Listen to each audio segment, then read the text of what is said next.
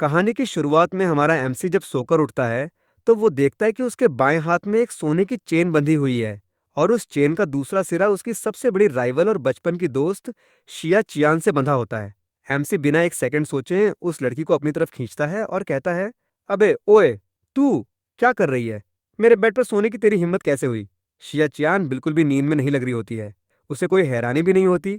बस वो अपने लाल होठों से एक हल्की सी स्माइल देती है और मजे लेते हुए एमसी को घूरने लगती है। एमसी अपना बायां हाथ उठाता है और कहता है, ये क्या है? इसे तुरंत खोल। वो शिया चियान को वो सोने की चेन दिखाता है। ये देखकर शिया चियान अचानक से गुस्सा हो जाती है। वो कहती है, तू फिर से यान तियान तियान के पीछे जाना चाहता है ना? बिल्कुल नहीं, ऐसा सोचना भी मत। तू अब उसे कभी दोबारा नहीं देख पाएगा। एमसी अपना सिर खुजाता है और पूछता है, ये यान तियान तियान कौन है? मैं उसके पीछे क्यों जाऊंगा? अब शिया चियान के हैरान होने की बारी होती है, पर बस एक सेकंड के लिए। उसे लगता है कि एमसी फिर से अपना कोई पुराना ड्रामा कर रहा है। जब शिया चियान को जवाब नहीं देती तो एमसी अपने आसपास के माहौल को देखने लगता है। एक बहुत बड़ा रूम जिसकी डेकोरेशन देखकर लग रहा होता है कि ये बहुत महंगी है। शिया चियान को लगता है कि एमसी फिर से अपना पागलपन शुरू करने वाला है। वो कहती है, अब तू क्या करेगा? फिर से मेरे सिर पर फूलदान तोड़ेगा या मुझे बाहर फेंकेगा? एमसी उसकी बातों पर कोई ध्यान नहीं देता। वो जल्दी से रूम को ऑब्जर्व करता है। उसके दिमाग में हजारों सवाल चल रहे होते हैं। ये कौन सी जगह है? तेरा घर? पर मुझे याद है तेरा घर ऐसा नहीं था। और मैं यहाँ कैसे आया? मैं तुझसे बंधा क्यों हूँ? हम एक ही बेड पर क्यों सो रहे हैं? तूने मेरे साथ क्या किया? ये चेन किसी धातु की है ना? असली सोने की तो नहीं होगी? तुम मुझे नहीं बताएगी ये कौन सी जगह है? क्या तूने चुपके से ये घर खरीदा है? और ये मौत के बाद वाली बात का क्या मतलब है? तभी अचानक एमसी को कुछ अजीब दिखाई देता है। हवा में कुछ सेमी ट्रांसपेरेंट टेक्स्ट लाइंस दिखाई देने लगती हैं। कमेंट्स में लिखा होता है, आ गया, आ गया। मेन कैरेक्टर फिर से एमनीशा का नाटक कर रहा है। विलन की वाइफ को बेवकूफ बना रहा है। हमारी बॉस शिया के लिए बस एक सेकंड की प्रार्थना। इस बार ये ड्रामा कितने दिन चलेगा? शर्त लगा लो, एक दिन से ज्यादा नहीं। शिया ने पक्का इसे पकड़ लिया होगा। ये तो तीसरी बार है जब ये नाटक कर रहा है। शिया अब इसे बिल्कुल नहीं मानेगी। वैसे क्या यान तियान आज आई थी? नहीं। लो स्कोर। फीमेल लीड में ऐसा क्या है? हमारी बेचारी सेकंड फीमेल लीड की तरफ क्यों नहीं देखते? Main character, female lead, villain की वाइफ, ये हर एक शब्द एमसी को समझ आ रहा होता है, पर इन्हें एक साथ पढ़कर उसका दिमाग चकराने लगता है। ये कैसा अजीब सा एहसास है? क्या मैं किसी नॉवल में ट्रांसमाइग्रेट हो गया हूँ? नहीं, ऐसा नहीं है। मैं ही हूँ। और मेरे सामने जो लड़की बैठी है वो मेरी बचपन की दोस्त शिया चियान है, जिससे मैं हमेशा लड़ता रहता था। शिया चियान पूछती है, तुझे यान तियान तियान याद नहीं है तो तुझे क्या याद है? एमसी उसके सवाल का जवाब नहीं देता। वो कहता है, मैं शादीशुदा हूँ और तू मेरी वाइफ है। ये कैसे हो सकता है? शिया चियान कहती है, शेन, अगर तू डिवोर्स चाहता है तो वो बिल्कुल नामुमकिन है। मैं तुझे यान तियान तियान के पास नहीं जाने दूंगी, चाहे मेरी जान ही क्यों ना चली जाए। तू उसके पास नहीं जाएगा। एमसी कहता है, मेरी उम्र तो अभी 20 साल भी नहीं हुई है। मैं शादीशुदा कैसे हो सकता हूँ? पक्का ये कोई फेक डॉक्यूमेंट है। ये शादी इलीगल है। तेरी उम्र क्या है? शिया चियान कहती है, 19। ये सुनकर शिया चियान की आंखों की पुतलियां सिकुड़ जाती हैं। उसका दिल एक बीट मिस करता है, फिर शांत हो जाता है। वो कहती है, शेन, मैं तेरे साथ टाइम वेस्ट नहीं करना चाहती। नाटक बंद कर। तूने कितनी बार ये एमनीशिया का नाटक किया है? तुझे बोर नहीं लगता? मेरा टाइम वेस्ट हो रहा है। यान तियान तियान को ढूंढना बंद कर। वो तुझसे सच में प्यार नहीं करती। एमसी कहता है, मुझे एमनीशिया नहीं हुआ है। कल मैंने कंपटीशन में 800 मीटर की रेस पूरी की और फर्स्ट आया। जब मैं तुझे इंप्रेस करने के लिए शो ऑफ कर रहा था तब मेरा पैर मुड़ गया था। पर अब लग रहा है कि मुझे सच में कुछ चीजें याद नहीं है। जितना ज्यादा शियाचियान ये सुनती है, उसके चेहरे के एक्सप्रेशन उतनी अजीब होने लगते हैं। वो एमसी को घूरते हुए कहती है, शेन, इसके कुछ समय बाद ही तू यान त्यान त्यान से मिला था। अगर तूने सच में अपनी मेमोरी खो दी है तो तुझे यान त्यान त्यान का ना पता होना नॉर्मल है। तेरी उम्र 19 नहीं, 26 साल है। हमें शादी किए हुए 4 साल हो चुके हैं। एमसी शौक में कहता है, 4 साल? पूरे 4 साल? मुझे यकीन नहीं हो रहा। मैं तो 19 साल का हूँ, पक्का। और मैं तुझसे शादी कैसे कर सकता हूँ? तू तो पहले कहती थी कि अगर दुनिया के सारे मर्द भी मर जाएं तब भी तू मुझे पसंद नहीं करेगी। शिया चैन कहती है, आज के लिए मैं तुझ पर भरोसा कर लेती हूँ, पर अगर मुझे पता चला कि तू मुझे फिर से बेवकूफ बना रहा है तो अगली बार मैं तुझे सिर्फ चेन से नहीं बांधूंगी। एमसी क्यूरियोसिटी से उस चेन को देखता है और पूछता है, शिया चान, ये चेन असली सोने की है या किसी धातु की? शिया चान कहती है, असली है, पर 18 कैरेट प्योर गोल्ड है। इसकी हार्डनेस कम होती है। एमसी कहता है, तो ये अभी भी एलॉय ही हुई? डैम, मैं यूं ही खुश हो रहा था। शिया चान की आवाज थोड़ी सॉफ्ट हो जाती है। वो कहती है, तुझे कुछ खरीदना है? बता दे, मैं तेरे लिए खरीद दूंगी। एमसी कहता है, तू बदल गई है। पहले जब मैं तुझसे पॉकेट मनी मांगता था तो तू आसानी से नहीं देती थी। कहती थी कि तेरा सारा पैसा तेरे हस्बैंड का है। अब तू कितनी जेनरस हो गई है। अब तू मेरी वाइफ है। शिया चैन कहती है, मैं तुझसे शादी क्यों करूंगी? तू बीमार है या मैं? तू मुझे बेवकूफ नहीं बना रहा ना? शिया चियान बेड साइड टेबल से अपनी मैरिज सर्टिफिकेट उठाती है और एमसी की तरफ फेंक देती है। एमसी उसे चेक करता है। वो सच में असली होती है। उस पर ऑफिशियल स्टाम्प लगा होता है। वो डेट देखता है। 22 साल की उम्र, यानी ग्रेजुएशन वाले साल उन्होंने शादी कर ली थी। सीन शिफ्ट होता है। सूरज की रोशनी बड़ी सी ग्लास विंडो से अंदर आ रही होती है। शिया चियान डाइनिंग रूम में बैठी होती है। उसकी नजरें अनजाने में एमसी पर पड़ती हैं। तभी हाउसकीपर आंटी वांग आती है और कहती है, मैडम, नाश्ता तैयार है। एमसी की आंखें चमक उठती हैं। शिया चियान बिना कोई एक्सप्रेशन दिए उसे देख रही होती है। खाना खाते हुए एमसी किचन की तरफ चिल्लाता है, आंटी वांग, आपके हाथ का खाना तो कमाल का है। आंटी वांग किचन से झांकती है और कहती है, अगर सर को पसंद है तो बहुत अच्छा है, पसंद है तो और खाइए। एमसी कहता है, मुझे बहुत पसंद है, और एक और फ्राइड पेस्ट्री अपने मुंह में ठूस लेता है। उसे लगता है, हाँ, जिंदगी में ऐसी खुशी को कितना टाइम हो गया। पर शिया चियान के दिमाग में कुछ और ही चल रहा होता है। अगर ये सब फेक हुआ तो? अगले ही पल उसके चेहरे की सारी सॉफ्टनेस गायब हो जाती है और वो बर्फ जैसी ठंडी हो जाती है। उसे लगता है, अगर शेन बस मेरा गार्ड डाउन करने के लिए ये नाटक कर रहा है ताकि वो मुझे धोखा देकर यान त्यान के पास जा सके, तो मैं शेन को एक मौका दूंगी। मैं इंतजार करूंगी, ऑब्जर्व करूंगी और जज करूंगी। ये ख्याल एक जहरीले सांप की तरह शिया चियान के दिल में कुंडली मार लेता है। वो अपना कॉफी का कप नीचे रखती है। अगर शेन मुझे धोखा देना चाहता है तो बेसमेंट में मौजूद उस स्पेशल सोने की चेन को हमेशा एक कैदी की जरूरत रहती है। मुझे शेन को दोबारा बांधने में कोई एतराज नहीं होगा। तभी एमसी अचानक बोलता है, शिया चियान, मुझे याद नहीं कि तेरी फैमिली इतनी अमीर थी। ये विला तो सस्ती नहीं होगी। ये तूने खुद कमाया है। इन सालों में तूने कितना कमाया है? पहले वाला शेन कभी उसकी प्रॉपर्टी के बारे में नहीं पूछता था। उसे शिया चियान की किसी भी चीज से कोई मतलब नहीं था। शेन सिर्फ यान त्यान के बारे में सोचता था, सिर्फ उसे फिक्र करता था, सिर्फ उसे खुश करना चाहता था। शिया चियान एक गहरी सांस लेती है और कहती है, ज्यादा कुछ नहीं, बस 3 बिलियन। अब मेरे पास कुछ दसियों हजार करोड़ हैं। 3 बिलियन सुनकर एमसी की आंखें फटी की फटी रह जाती हैं। और जब वो सुनता है कि उसके पास दसियों हजार करोड़ हैं तो उसकी आंखें बाहर आने वाली होती हैं। बाप रे, कितनी अमीर है ये। एमसी अपने चॉपस्टिक्स नीचे रखता है और सीरियस होकर उसे देखता है। तू कह रही है कि हम लीगली हस्बैंड वाइफ हैं, राइट? तो क्या तू मैरिटल प्रॉपर्टी डिवाइड करना चाहती है? तेरी आधी दौलत तो मेरी हुई ना, मतलब मैं भी अमीर हूँ। वह अपने कपड़े उतारने ही वाला होता है कि रुक जाता है, पर अभी ये सही नहीं होगा। क्यों ना हम बेडरूम में चलें? आखिरकार मैं और तू पहले से शादीशुदा हैं। मैं कपड़े उतार भी दूं तो मेरा क्या जाएगा? एमसी की स्माइल बहुत ब्राइट होती है, बिना किसी हिचकिचाहट के। शिया चियान उसकी ये खुशी देखकर अपनी हंसी नहीं रोक पाती। उसे लगता है, क्या इस बार सच में अमनीशिया है? पहले जब भी शेन ने नाटक किया, वो मुझसे अपनी नफरत नहीं छुपा पाता था। मैं अब और ऑब्जर्व नहीं करूंगी।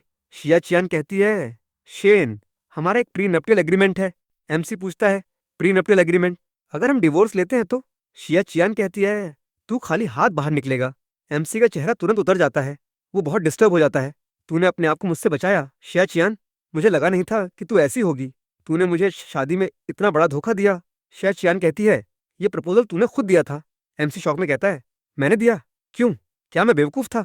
खुद को सुपीरियर दिखाने के लिए मैंने पैसों को भी ठुकरा दिया। शिया चियान बताती है, क्योंकि उस टाइम तू सच में मुझसे शादी नहीं करना चाहता था। तू यान त्यानत्यान की वजह से हर्ट था और रिलेक्टेंटली मुझसे शादी करने के लिए मान गया था। प्री नप्टियल एग्रीमेंट पर साइन करने के लिए शेन ने ही जिद की थी। तूने बार बार कहा था कि हम सिर्फ एक फेक कपल हैं। एमसी पूछता है, तो हमारी शादी कैसे हुई? और ये यान त्यानत्यान कौन है? जैसे ही वो ये सवाल पूछता है, वो फिर से हवा में तैरते हुए कमेंट्स को देखता है। कमेंट्स में लिखा होता है, शेन और यान त्यान ही असली कपल हैं। प्लीज, उसकी वाइफ तो शिया चियान है। लीगल कपल शिया चियान और शेन ही परफेक्ट मैच हैं। मैं तुम लोगों से लड़ूंगी। तुम लोग सेकंड फीमेल लीड को प्रमोट करना चाहते हो? वो धोखेबाज औरत फीमेल लीड बनने के लायक ही नहीं है। जब मेन कैरेक्टर की याददाश्त वापस आएगी तो वो फीमेल लीड के पास ही जाएगा। तुम लोग क्लोज हो, ऑफिशियल कपल को डिस्टर्ब मत करो, ओके? कमेंट्स को साइड में रखते हैं। एमसी समझ जाता है कि प्रोबेबली वो शिया चियान और ये यान त्यान इस स्टोरी का obsessive main character, secondary villain और चीटिंग करने वाली फीमेल लीड है। पर वो लड़की ऐसी क्या है जिसके लिए मैं सुसाइड करना चाहता था? शिया चियान काफी देर तक हेजिटेट करती है, फिर बोलती है, यान त्यान तेरा फर्स्ट लव है। तू हमेशा उसके लिए मुझसे झूठ बोलता था। हर तरह का धोखा, हर तरह का झूठ। एमसी कहता है, मैंने प्रीनप्टियल एग्रीमेंट क्यों साइन किया? मैं कितना बड़ा बेवकूफ था। शिया चियान उसे इस हालत में देखती है। शेन, तू सुबह एमनीशिया के साथ उठा है और अब तू खुद को कोसने लगा है। क्या मुझे फैमिली डॉक्टर को बुलाना चाहिए? एमसी अपना सिर हिलाता है, जरूरत नहीं है, मैं ठीक हूँ। शिया चियान के मन में चल रहा होता है, शेन ने आज मुझे सोने की चेन से बांधा है। बहुत अजीब है। आज शेन ने जो कुछ भी किया है वो बहुत स्ट्रेंज है। क्या शेन ने सीक्रेटली यान त्यान से कांटेक्ट किया है? यान त्यान ने उससे क्या कहा? क्या ये एमनीशिया बस एक केयरफुली प्लान किया हुआ ड्रामा है ताकि मैं अनजान बन जाऊं? पर ऐसा लग रहा है जैसे सब कुछ पास्ट में वापस चला गया हो, उस दौर में जब शेन यान त्यान से प्यार नहीं करता था। शिया चियान की आंखों की चमक फीकी पड़ जाती है और उसके दिल का शक बैल की तरह बढ़ने लगता है। शिया चियान अपना नाश्ता खत्म करती है। मुझे कंपनी में काम है। वो जाने ही वाली होती है कि एमसी, जिसने अभी खाना खत्म नहीं किया था, उसे जाते हुए देखता है और कैजुअली पूछता है, तू कहाँ जा रही है? काम पर। एमसी सिर हिलाता है और कहता है, मैं भूल गया था। मैं काम करता हूँ क्या? मैं भी चलता हूँ। शिया चान कहती है, तू बाहर नहीं जा सकता। एमसी अपना सिर उठाकर पूछता है, क्यों? तुझे लगता है मैं झूठ बोल रहा हूँ? मेरा तेरे साथ कोई ट्रस्ट इश्यू है क्या? मुझे सच में ये 6 साल याद नहीं है। मुझे ये भी याद नहीं कि ये यान त्यान त्यान कौन है। मैं और क्या कर सकता हूँ? शिया चान कहती है, चूंकि तू भूल गया है तो चुपचाप घर पर रह, बाहर नहीं जा सकता। भागने की सोचना भी मत। घर पर सिक्योरिटी गार्ड्स हैं। शिया चियान उसे पूरी तरह डिस्ट्रेस के साथ देखती है। एमसी कहता है, मोबाइल दे दे। मैं मान गया कि मैं घर से बाहर नहीं जाऊंगा। कम से कम मुझे मेरा एंटरटेनमेंट तो दे दे। शिया चियान कहती है, मैं किसी को बोलकर तुझे बाद में नया फोन मंगवा दूंगी। एमसी स्माइल करता है और उसे ओके का इशारा करता है। जैसे ही शिया चियान बाहर कदम रखती है, वो सिक्योरिटी गार्ड से कहती है, जमाई राजा पर नजर रखना, उसे कहीं मत जाने देना और किसी से मिलने भी मत देना, खासकर यान त्यान त्यान से। गार्ड कहता है, जी मिस शिया। मिस शिया, आज रात शिया फैमिली और यान फैमिली के बीच एक बहुत इंपॉर्टेंट बिडिंग मीटिंग है। इसके अलावा भी कई कंपनियां इसमें पार्टिसिपेट कर रही हैं। शिया चान के साथ चल रही है उसकी असिस्टेंट जू, आज का शेड्यूल बता रही होती है। असिस्टेंट को भी सुबह वाले शेन के ड्रामे के बारे में पता चल चुका होता है और वो परेशान हो जाती है। जब भी जमाई राजा ऐसे ड्रामे करता है, उसका मकसद यान फैमिली की मदद करके प्रोजेक्ट्स चुराना होता है। हालांकि यान फैमिली का सिर्फ शिया फैमिली ही कॉम्पिटिटर नहीं है, पर शिया फैमिली उनका सबसे स्ट्रॉन्ग कॉम्पिटिटर है। अगर शिया फैमिली हार गई तो कोई भी यान फैमिली को टक्कर नहीं दे पाएगा। असिस्टेंट अपनी बात कहती है, मिस शिया, क्या जमाई राजा बस आपका गार्ड डाउन करने के लिए ये नाटक कर रहा है ताकि वो रात की मीटिंग में कोई बड़ा कांड कर सके? जमाई राजा ने पहले भी शिया फैमिली के कई पार्टनरशिप सैबोटाज किए हैं, पर आप हमेशा उसे पंपर करती हैं। इतना प्रॉफिट लॉस होने और कंपनी के शेयर होल्डर्स के कंप्लेन करने के बावजूद आप डिवोर्स लेने से मना कर देती हैं। जमाई राजा सच में अंधा है, इतनी अच्छी वाइफ को नहीं देख पाता और एक घटिया औरत के पैरों में गिरता है। मुझे मिस शिया पर तरस आता है। अगर ऐसा सच में है तो आपको पहले से ही एक बैकअप प्लान तैयार रखना चाहिए। चाहे जो भी हो जाए, इस बार हमें ये प्रोजेक्ट जीतना ही है और जमाई राजा के एक्शंस को अपने प्लान्स खराब नहीं करने देना है। शिया चियान कहती है, तू सही कह रही है। सीन शिफ्ट होता है घर पर। खाना पीना खत्म करने के बाद एमसी बेड पर लेट जाता है। उसे मानना पड़ता है कि ये बेड सच में बहुत बड़ा है।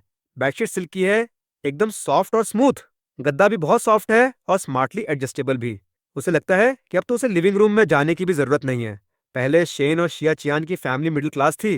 वे ऐसे फर्नीचर तो खरीद सकते थे, पर इतनी बड़ी हवेली बिल्कुल नहीं।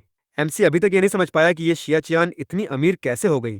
कोई इतना पैसा कैसे कमा सकता है? वो देखता है कि कमेंट्स अभी भी रियल टाइम में चल रहे हैं, पर उनमें सब फालतू की बातें और बकवास होती है। कोई सॉलिड इन्फॉर्मेशन नहीं होती, तो वो उन्हें इग्नोर कर देता है। थोड़ी देर में उसके नए फोन पर एक मैसेज आता है, शेन, आज का प्रोजेक्ट बहुत इंपॉर्टेंट है, तुझे शिया चियान को रोकना होगा। जब मैं शिया फैमिली को हरा दूंगी तो हम शादी कर लेंगे। एमसी पूरी तरह कंफ्यूज हो जाता है। वो हवा में तैरते कमेंट्स को देखता है। फीमेल लीड के पास अभी भी मेन कैरेक्टर को बेवकूफ बनाने की हिम्मत है। मेन कैरेक्टर पक्का मान जाएगा, वो उससे इतना प्यार करता है। मेन कैरेक्टर को अभी एमनीशिया है, कौन याद रखता है कि वो फीमेल लीड है? मेन कैरेक्टर का एमनीशिया अभी कंफर्म नहीं हुआ है। शायद ये सेकंड फीमेल लीड को बेवकूफ बनाने का एक ड्रामा है। आज का प्रोजेक्ट बहुत इंपॉर्टेंट है। अब एमसी समझ जाता है कि उसे मैसेज किसने भेजा है। ये वही घटिया औरत यान त्यान त्यान है। वो बेड पर लेटकर फोन चलाना जारी रखता है। करीब 10 मिनट बाद जब उसे एमसी का कोई रिप्लाई नहीं मिलता, तो यान त्यान त्यान को लगता है कि कुछ गड़बड़ है और वो कोडेड मैसेजेस भेजना शुरू कर देती है ताकि एमसी उसके लिए कुछ करे। एमसी चिढ़ जाता है और यान त्यान त्यान को ब्लॉक कर देता है। यान त्यान त्यान को उम्मीद नहीं थी कि एमसी उसे ब्लॉक कर देगा। मैं ब्लॉक कैसे हो गई? क्या मैंने हाल ही में इसके साथ कुछ ज्यादा ही ठंडा बर्ताव किया है? यान त्यान त्यान तुरंत उसे और कोडेड मैसेजेस भेजती है, जिसका मतलब होता है कि वो और बाकी मर्द सब फेक हैं, सिर्फ काम का रिश्ता है। उसके दिल में सिर्फ एमसी के लिए प्यार है। वो पैसा सिर्फ एमसी से शादी करने के लिए कमा रही है और ये प्रोजेक्ट उनके फ्यूचर के लिए है। एमसी सीधा रिप्लाई करता है, मुझे 50 लाख दे ताकि मैं तेरी वैल्यू देख सकूं। यान त्यान त्यान का चेहरा तुरंत बदल जाता है। शेन, तू बदल गया है। तू पहले इतना मटेरियलिस्टिक नहीं था। तू प्योर, इनोसेंट, दयालु और बर्फ जैसा सुंदर था। क्या तू शिया चियान के साथ है? अगर तू उसके साथ ज्यादा टाइम से है तो उसका असर तुझ पर पड़ा है। तुझे उससे दूर रहना होगा। मैं अभी हमारे फ्यूचर के लिए लड़ रही हूँ। तू मेरी मदद क्यों नहीं कर सकता? मुझे समझ क्यों नहीं सकता? एमसी अपनी भौहें सिकोड़ता है और खुद पर डाउट करने लगता है। वो मन में बुदबुदाता है, क्या मुझे सच में इस तरह की लालची औरतें पसंद थीं? आखिरकार मैं टाइम ट्रैवल करके आया हूँ या मेरी मेमोरी चली गई है? पर जो भी हो, शायद मुझे इस तरह की लालची औरतें पसंद थीं। मेरे पास इस बेवकूफ के साथ टाइम वेस्ट करने का कोई धैर्य नहीं है। वो उसके नंबर को भी ब्लॉक कर देता है और फोन चलाना जारी रखता है। सीन शिफ्ट होता है। बिडिंग मीटिंग के रास्ते में शिया चियान की हाउसकीपर आंटी वांग का कॉल आता है। शिया चियान को कारण पूछने का टाइम भी नहीं मिलता कि आंटी वांग कहती है, मिस, जमाई राजा घर पर लगातार उल्टियां कर रहे हैं, पेट में दर्द है, पूरा शरीर दर्द कर रहा है, वो जमीन पर लौट रहे हैं। शिया चियान पूछती है, फैमिली डॉक्टर का क्या हुआ? आंटी वांग कहती है, हमने अभी डॉक्टर को बुलाया है, वो बस पहुंचने ही वाले हैं। जमाई राजा एम्बुलेंस बुलाना चाहते थे, पर सिक्योरिटी गार्ड्स ने नहीं जाने दिया। उन्होंने कहा कि इसके लिए आपकी परमिशन चाहिए। शिया चियान गुस्से में कहती है, उन बेवकूफ़ों को बोलो तुरंत एम्बुलेंस बुलाएं। अगर जमाई राजा को कुछ गंभीर हो गया तो वो सब नौकरी से निकाल दिए जाएंगे। आंटी वांग तुरंत बिना टाइम वेस्ट किए एम्बुलेंस बुलाती है। शिया चियान फ़ोन काटती है और ड्राइवर को गाड़ी वापस मोड़ने का ऑर्डर देती है। असिस्टेंट जू, जो बगल में बैठी होती है, याद दिलाती है, डायरेक्टर शिया, हमारी बिडिंग मीटिंग शुरू होने वाली है और जमाई राजा को अभी पेट दर्द हो रहा है। मैं जानती हूँ तू क्या कहना चाहती है, पर मेरे लिए शेन हमेशा पहले आता है। भले ही हर बार भेड़िए के आने की खबर झूठी हो और वो मुझे धोखा देने के लिए हो, मैं अगली बार भी यकीन करूंगी। शेन मुझे अनगिनत बार धोखा दे सकता है, पर मैं एक बार भी उसकी परवाह किए बिना नहीं रह सकती। मैं किस्मत वाली इंसान नहीं हूँ। मैं शेन को खो नहीं सकती, और ना ही मैं शेन को खोने का दर्द सह सकती हूँ। जू को सलाह देना चाहती है, पर अंत में सिर्फ इतना कहती है, जी। मीटिंग वेन्यू में पहुंचने से ठीक पहले एक कर्व पर काली रॉल्स रॉयस तेजी से यू टर्न लेती है और शिया चियान की हवेली की तरफ हाई स्पीड पर निकल जाती है। शिया चियान एक गहरी सांस लेती है। ऐसा नहीं है कि उसने नहीं सोचा कि ये एक और केयरफुली प्लान किया हुआ एक्सीडेंट हो सकता है। टाइमिंग बहुत कोइंसिडेंटल है। शायद मकसद उसकी बिडिंग मीटिंग डिस्टर्ब करना हो, पर वो ऐसा नहीं कर सकती। वो रिस्क नहीं ले सकती। भले ही भेड़िए की कहानी 100 बार रिपीट हो जाए, वो 101वीं बार भी बिना हिचकिचाए शेन के पास दौड़ी चली आएगी। तभी उसका फोन वाइब्रेट होता है। आंटी वांग का मैसेज होता है, एम्बुलेंस आ गई है। वो जमाई राजा को हॉस्पिटल ले जा रहे हैं। जू टैबलेट पर तेजी से बिडिंग को पोस्टपोन करने का काम कर रही होती है। शिया चियान की नजरें खिड़की पर टिकी होती हैं। गाड़ी हॉस्पिटल की इमरजेंसी बिल्डिंग के सामने अचानक कर रुकती है। शिया चियान गाड़ी रुकते ही बाहर निकलती है और अंदर भागती है। इमरजेंसी रूम के दरवाजे पर आंटी वांग और कुछ सिक्योरिटी गार्ड्स बेसब्री से इंतजार कर रहे होते हैं। आंटी वांग उसे देखकर आगे बढ़ती है। मिस, आपने पहले ऑर्डर दिया था कि जमाई राजा को डॉक्टर चेक कर रहे हैं। शिया चियान इमरजेंसी रूम के दरवाजे के ग्लास से अंदर झांकती है, पर उसे सिर्फ धुंधले साए दिखाई देते हैं। वो अपनी मुट्ठियां भींचती हैं, खुद को शांत करने की कोशिश करती है। वो बगल में खड़े सिक्योरिटी गार्ड की तरफ मुड़ती है। एम्बुलेंस को आने से किसने रोका था? उसकी आवाज़ ऊंची नहीं होती, पर बर्फ जैसी ठंडी होती है। एक लंबा चौड़ा गार्ड डरते डरते आगे बढ़ता है। मिस, आपने पहले इंस्ट्रक्ट किया था कि अगर जमाई राजा इमरजेंसी कॉन्टैक्ट या बाहर जाने के लिए गाड़ी मांगे तो पहले आपको शिया चियान उसकी बात काटते हुए कहती है, मुझे आप लोगों से उसकी एब्सोल्यूट सेफ्टी गारंटी करनी थी, ये नहीं कि उसे बीमारी सहने के लिए कहूँ। अगर उसे सच में कुछ हो जाता तो तुम में से कौन इसकी जिम्मेदारी लेता? सिक्योरिटी गार्ड चुप रहते हैं, कोई कुछ बोलने की हिम्मत नहीं करता। तभी इमरजेंसी रूम का दरवाजा खुलता है और एक डॉक्टर बाहर आता है। शिया चियान तुरंत उसके पास जाती है। डॉक्टर, मेरे हस्बैंड की हालत कैसी है? डॉक्टर कहता है, एक्यूट गैस्ट्रोएंटेराइटिस। पेशेंट बहुत पतला है, आमतौर पर कम खाता है, पर इस बार एक ही बार में बहुत ज्यादा खा लिया। पेट पर बहुत लोड पड़ा, इससे तेज उल्टियां हुई। हमने दवा दे दी और दर्द कम हो गया है। उसे सलाइन चढ़ रहा है और ऑब्जर्वेशन में है। कुछ सीरियस नहीं है, चिंता मत कीजिए। शिया चियान का हवा में लटक रहा दिल आखिरकार नीचे आता है। उसे राहत की कमजोरी महसूस होती है, पर उससे ज्यादा क्लैरिटी। शिया चियान एक लंबी सांस छोड़ती है। थैंक यू डॉक्टर, क्या मैं अंदर जाकर उससे मिल सकती हूँ? डॉक्टर कहता है, हाँ, पेशेंट को आराम की जरूरत है, प्लीज शांति बनाए रखें। शिया चियान सिर हिलाती है और धीरे से दरवाजा खोलकर अंदर जाती है। एमसी अपनी आंखें बंद किए लेटा होता है, चेहरा अभी भी पीला है। उसके हाथ में सुई लगी होती है। ट्रांसपेरेंट सलाइन धीरे धीरे टपक रहा होता है। कदमों की आहट सुनकर उसकी पलकें फड़फड़ाती हैं। वो आंखें खोलता है और शिया चियान को देखकर उसकी आंखों में एक बहुत ही तेज और कॉम्प्लेक्स इमोशन चमकती है, जैसे हैरानी या कुछ और। पर तुरंत ही वो कमजोरी की परत से ढक जाता है। एमसी कहता है, तेरी कोई इंपॉर्टेंट मीटिंग नहीं थी? उसकी आवाज़ थोड़ी भरी हुई होती है। शिया चियान की आंखों में एक लगभग अनदेखा सा चमक आता है। वो सॉफ्ट आवाज़ में पूछती है, तुझे कैसे पता चला? कमेंट्स में लिखा होता है, एंटागोनिस्ट को शक है कि मेन कैरेक्टर नाटक कर रहा है, इसलिए उसे बिडिंग मीटिंग से वापस बुलाया। एंटागोनिस्ट तैयार थी, भले ही वो वहां ना हो। उसकी टीम कमजोर नहीं है। मेन कैरेक्टर रोया। एंटागोनिस्ट ऐसे आई जैसे कुत्ते को बुला रही हो। एंटागोनिस्ट को सपोर्ट करो, मेन कैरेक्टर से भीख मांगो। मैं भीख मांगने वाला सीन देखना चाहता हूँ। एमसी मन में सोचता है, मैं भी शिया चियान को बताने वाला था। आखिरकार मेरी मौजूदा मेमोरी में शिया चियान ही वो इंसान है जिसे मैं जानता हूँ। आज मुझे फ़ोन पर एक मैसेज आया था जिसमें मुझे तुझे रोकने के लिए कहा गया था। किसी इंपॉर्टेंट मीटिंग की बात कही गई थी। शिया चियान, तुझे मुझ पर भरोसा करना होगा। मुझे अभी एमनीशिया है, भले ही हमारी नहीं बनती। मैं दूसरों की मदद तेरे खिलाफ नहीं करूंगा। ये मत कह कि मैं अब तुझे नहीं जानता। अगर मैं तुझे जानता भी तो मैं तेरे करियर को इस तरह सैबोटाज नहीं कर सकता था। शिया चियान एमसी की बातों से इमोशनल हो जाती है। काश ये हमेशा ऐसा ही रहता। वो एमसी का फ़ोन लेने की कोशिश करती है।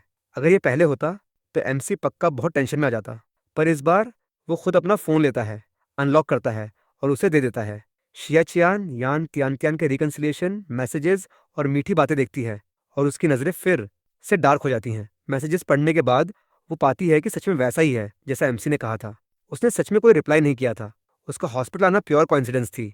उसे नहीं पता था कि 26 साल का वो इतना पतला हो गया है। तो उसने सोचा कि शरीर को पोषण देने के लिए थोड़ा ज़्यादा खा ले। किसने सोचा होगा कि वो इतना फ्रैजाइल हो गया है। शिया चियान ने बहुत समय से एमसी को इतना बोलते हुए नहीं सुना था, जैसे वो उसे अपनी हर छोटी-छोटी बातें बताना चाहता हो। ऐसा लग रहा था कि वो सच में यान तियान को भूल गया है। उसकी नज़रें अब शिया चियान को देख रही थीं।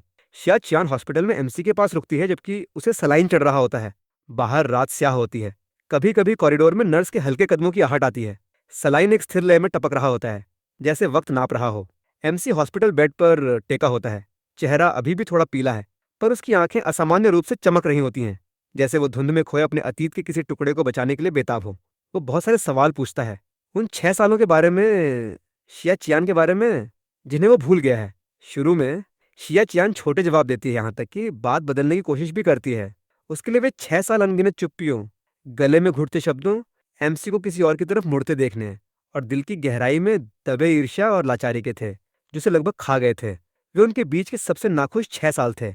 वो इस विषय पर एक शब्द भी नहीं बोलना चाहती थी, पर हर बार जब वो पूरी तरह चुप होने वाली होती, उसकी नज़र एमसी की नज़रों से टकराती।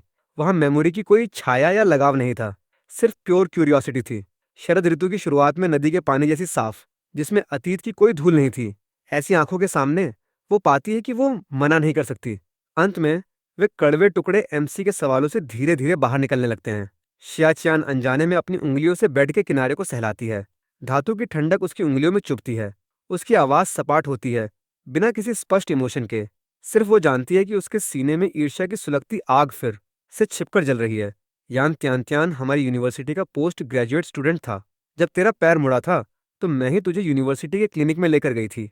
वो रुकती है, जैसे उस साल एमसी के शरीर का वजन अपने ऊपर महसूस कर रही हो। उसके बाद हर फॉलोअप विजिट और ड्रेसिंग चेंज में मैं ही तेरे साथ थी।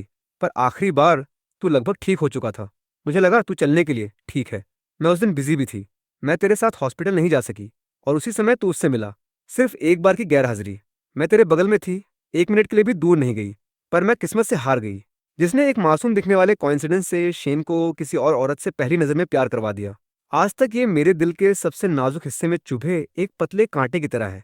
एमसी ऐसे सुन रहा होता है जैसे कोई ऐसी कहानी सुन रहा हो जिसका उससे कोई लेना देना नहीं। तो फिर तूने सीक्रेट्स रखना शुरू कर दिया, बिना किसी शांति के छिपे हुए अफेयर्स। मेरा प्रोजेक्ट एक क्रूशल फेज में था। मैं दिन रात उल्टे सिर काम कर रही थी। जब आखिरकार मेरे पास टाइम और एनर्जी आई कि मैं तुझसे मिलूं, तू मुझे बताने आया कि तू यान तियान को प्रपोज करने वाला है। कमरे में एक पल के लिए सन्नाटा छा जाता है। सिर्फ मशीनों की हल्की आवाज आती है। एमसी पूछता है, तो हमारी शादी कैसे हुई? वो अपनी भौहें सिकोड़ता है।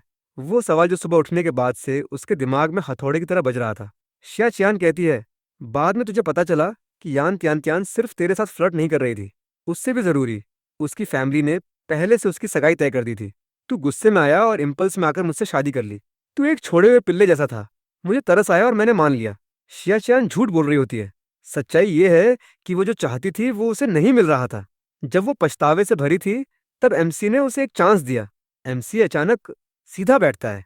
उसकी आवाज भारी हो जाती है। गुस्सा और अविश्वास बढ़ जाता है, जिससे उसके हाथ की सुई थोड़ी हिलती है। मैं एक साइड पीस बना। मुझे साइड पीस बनाया गया। जैसे ही वो बोलता है, पहले तो उसे यकीन नहीं होता, फिर उसे चक्कर आने लगते हैं। उसे समझ नहीं आता कि वो कैसा एक्सप्रेशन दे। वो शिया चियान से उन 6 सालों के बारे में पूछता है। वो उसका जवाब सुनना चाहता है, पर उससे भी ज्यादा वो जानना चाहता है कि कमेंट्स क्या कहेंगे। कमेंट्स में लिखा होता है, मेन कैरेक्टर को पहली नजर में प्यार हो गया। छोटा सा संपर्क कभी किस्मत को नहीं हरा सकता। सेकंड फीमेल लीड का हारना अनफेयर नहीं है। फीमेल लीड बाकी सबके साथ फेक है, सिर्फ मेन कैरेक्टर के साथ सच्ची है। क्या बकवास है। फीमेल लीड सब पर लाइन मार रही है। उसने मेन कैरेक्टर को कितनी बार बेवकूफ बनाया। और यान त्यान यान ग्रुप की वारिस होने के नाते इतने सारे नाजायज बच्चों के साथ उसे पहले पावर अपने हाथ में लेनी ही थी। कारण और साधन, मेन कैरेक्टर को छोड़कर बाकी सब सिर्फ दिखावा है। दिखावा। तो उसने सगाई क्यों नहीं तोड़ी और मेन कैरेक्टर के साथ नहीं रही? जब मेन कैरेक्टर को साइड पीस कहा गया, तो वो फिर छिप गई। इसे प्यार कहते हैं। कमेंट्स में गर्मा गर्म बहस हो रही होती है। एमसी शायद यान की हिचकिचाहट और कंट्रोडिक्टरी कहानी सुनता है। यान के पिछले 6 सालों के बारे में वो धीरे धीरे अपने दिमाग में एक पूरी तस्वीर बनाता है। अंत में ये सिर्फ एक क्लिशे और दर्दनाक कहानी थी। वो महत्वाकांक्षी फैमिली पावर में घुसना चाहती थी, पर उन भावनाओं को नहीं छोड़ सकती थी जो उसे चलाती थी। तो एक तरफ वो उसे सच्चे प्यार के वादों से धोखा देती थी, दूसरी तरफ वो उस इंसान के साथ सगाई निभाती थी जो उसे फायदे देता था। सगाई निभाते हुए दोनों तरफ नाव चलाना जब तक कि मामला सामने नहीं आ गया और एमसी ने सारा दोष अपने सिर ले लिया। और वो जो कहती थी कि वो उससे प्यार करती है, वो तुरंत सामने आकर उसका बचाव करने को तैयार नहीं थी। ये प्लॉट एक प्योर क्लिशे रोमांस और शुगर वाटर है।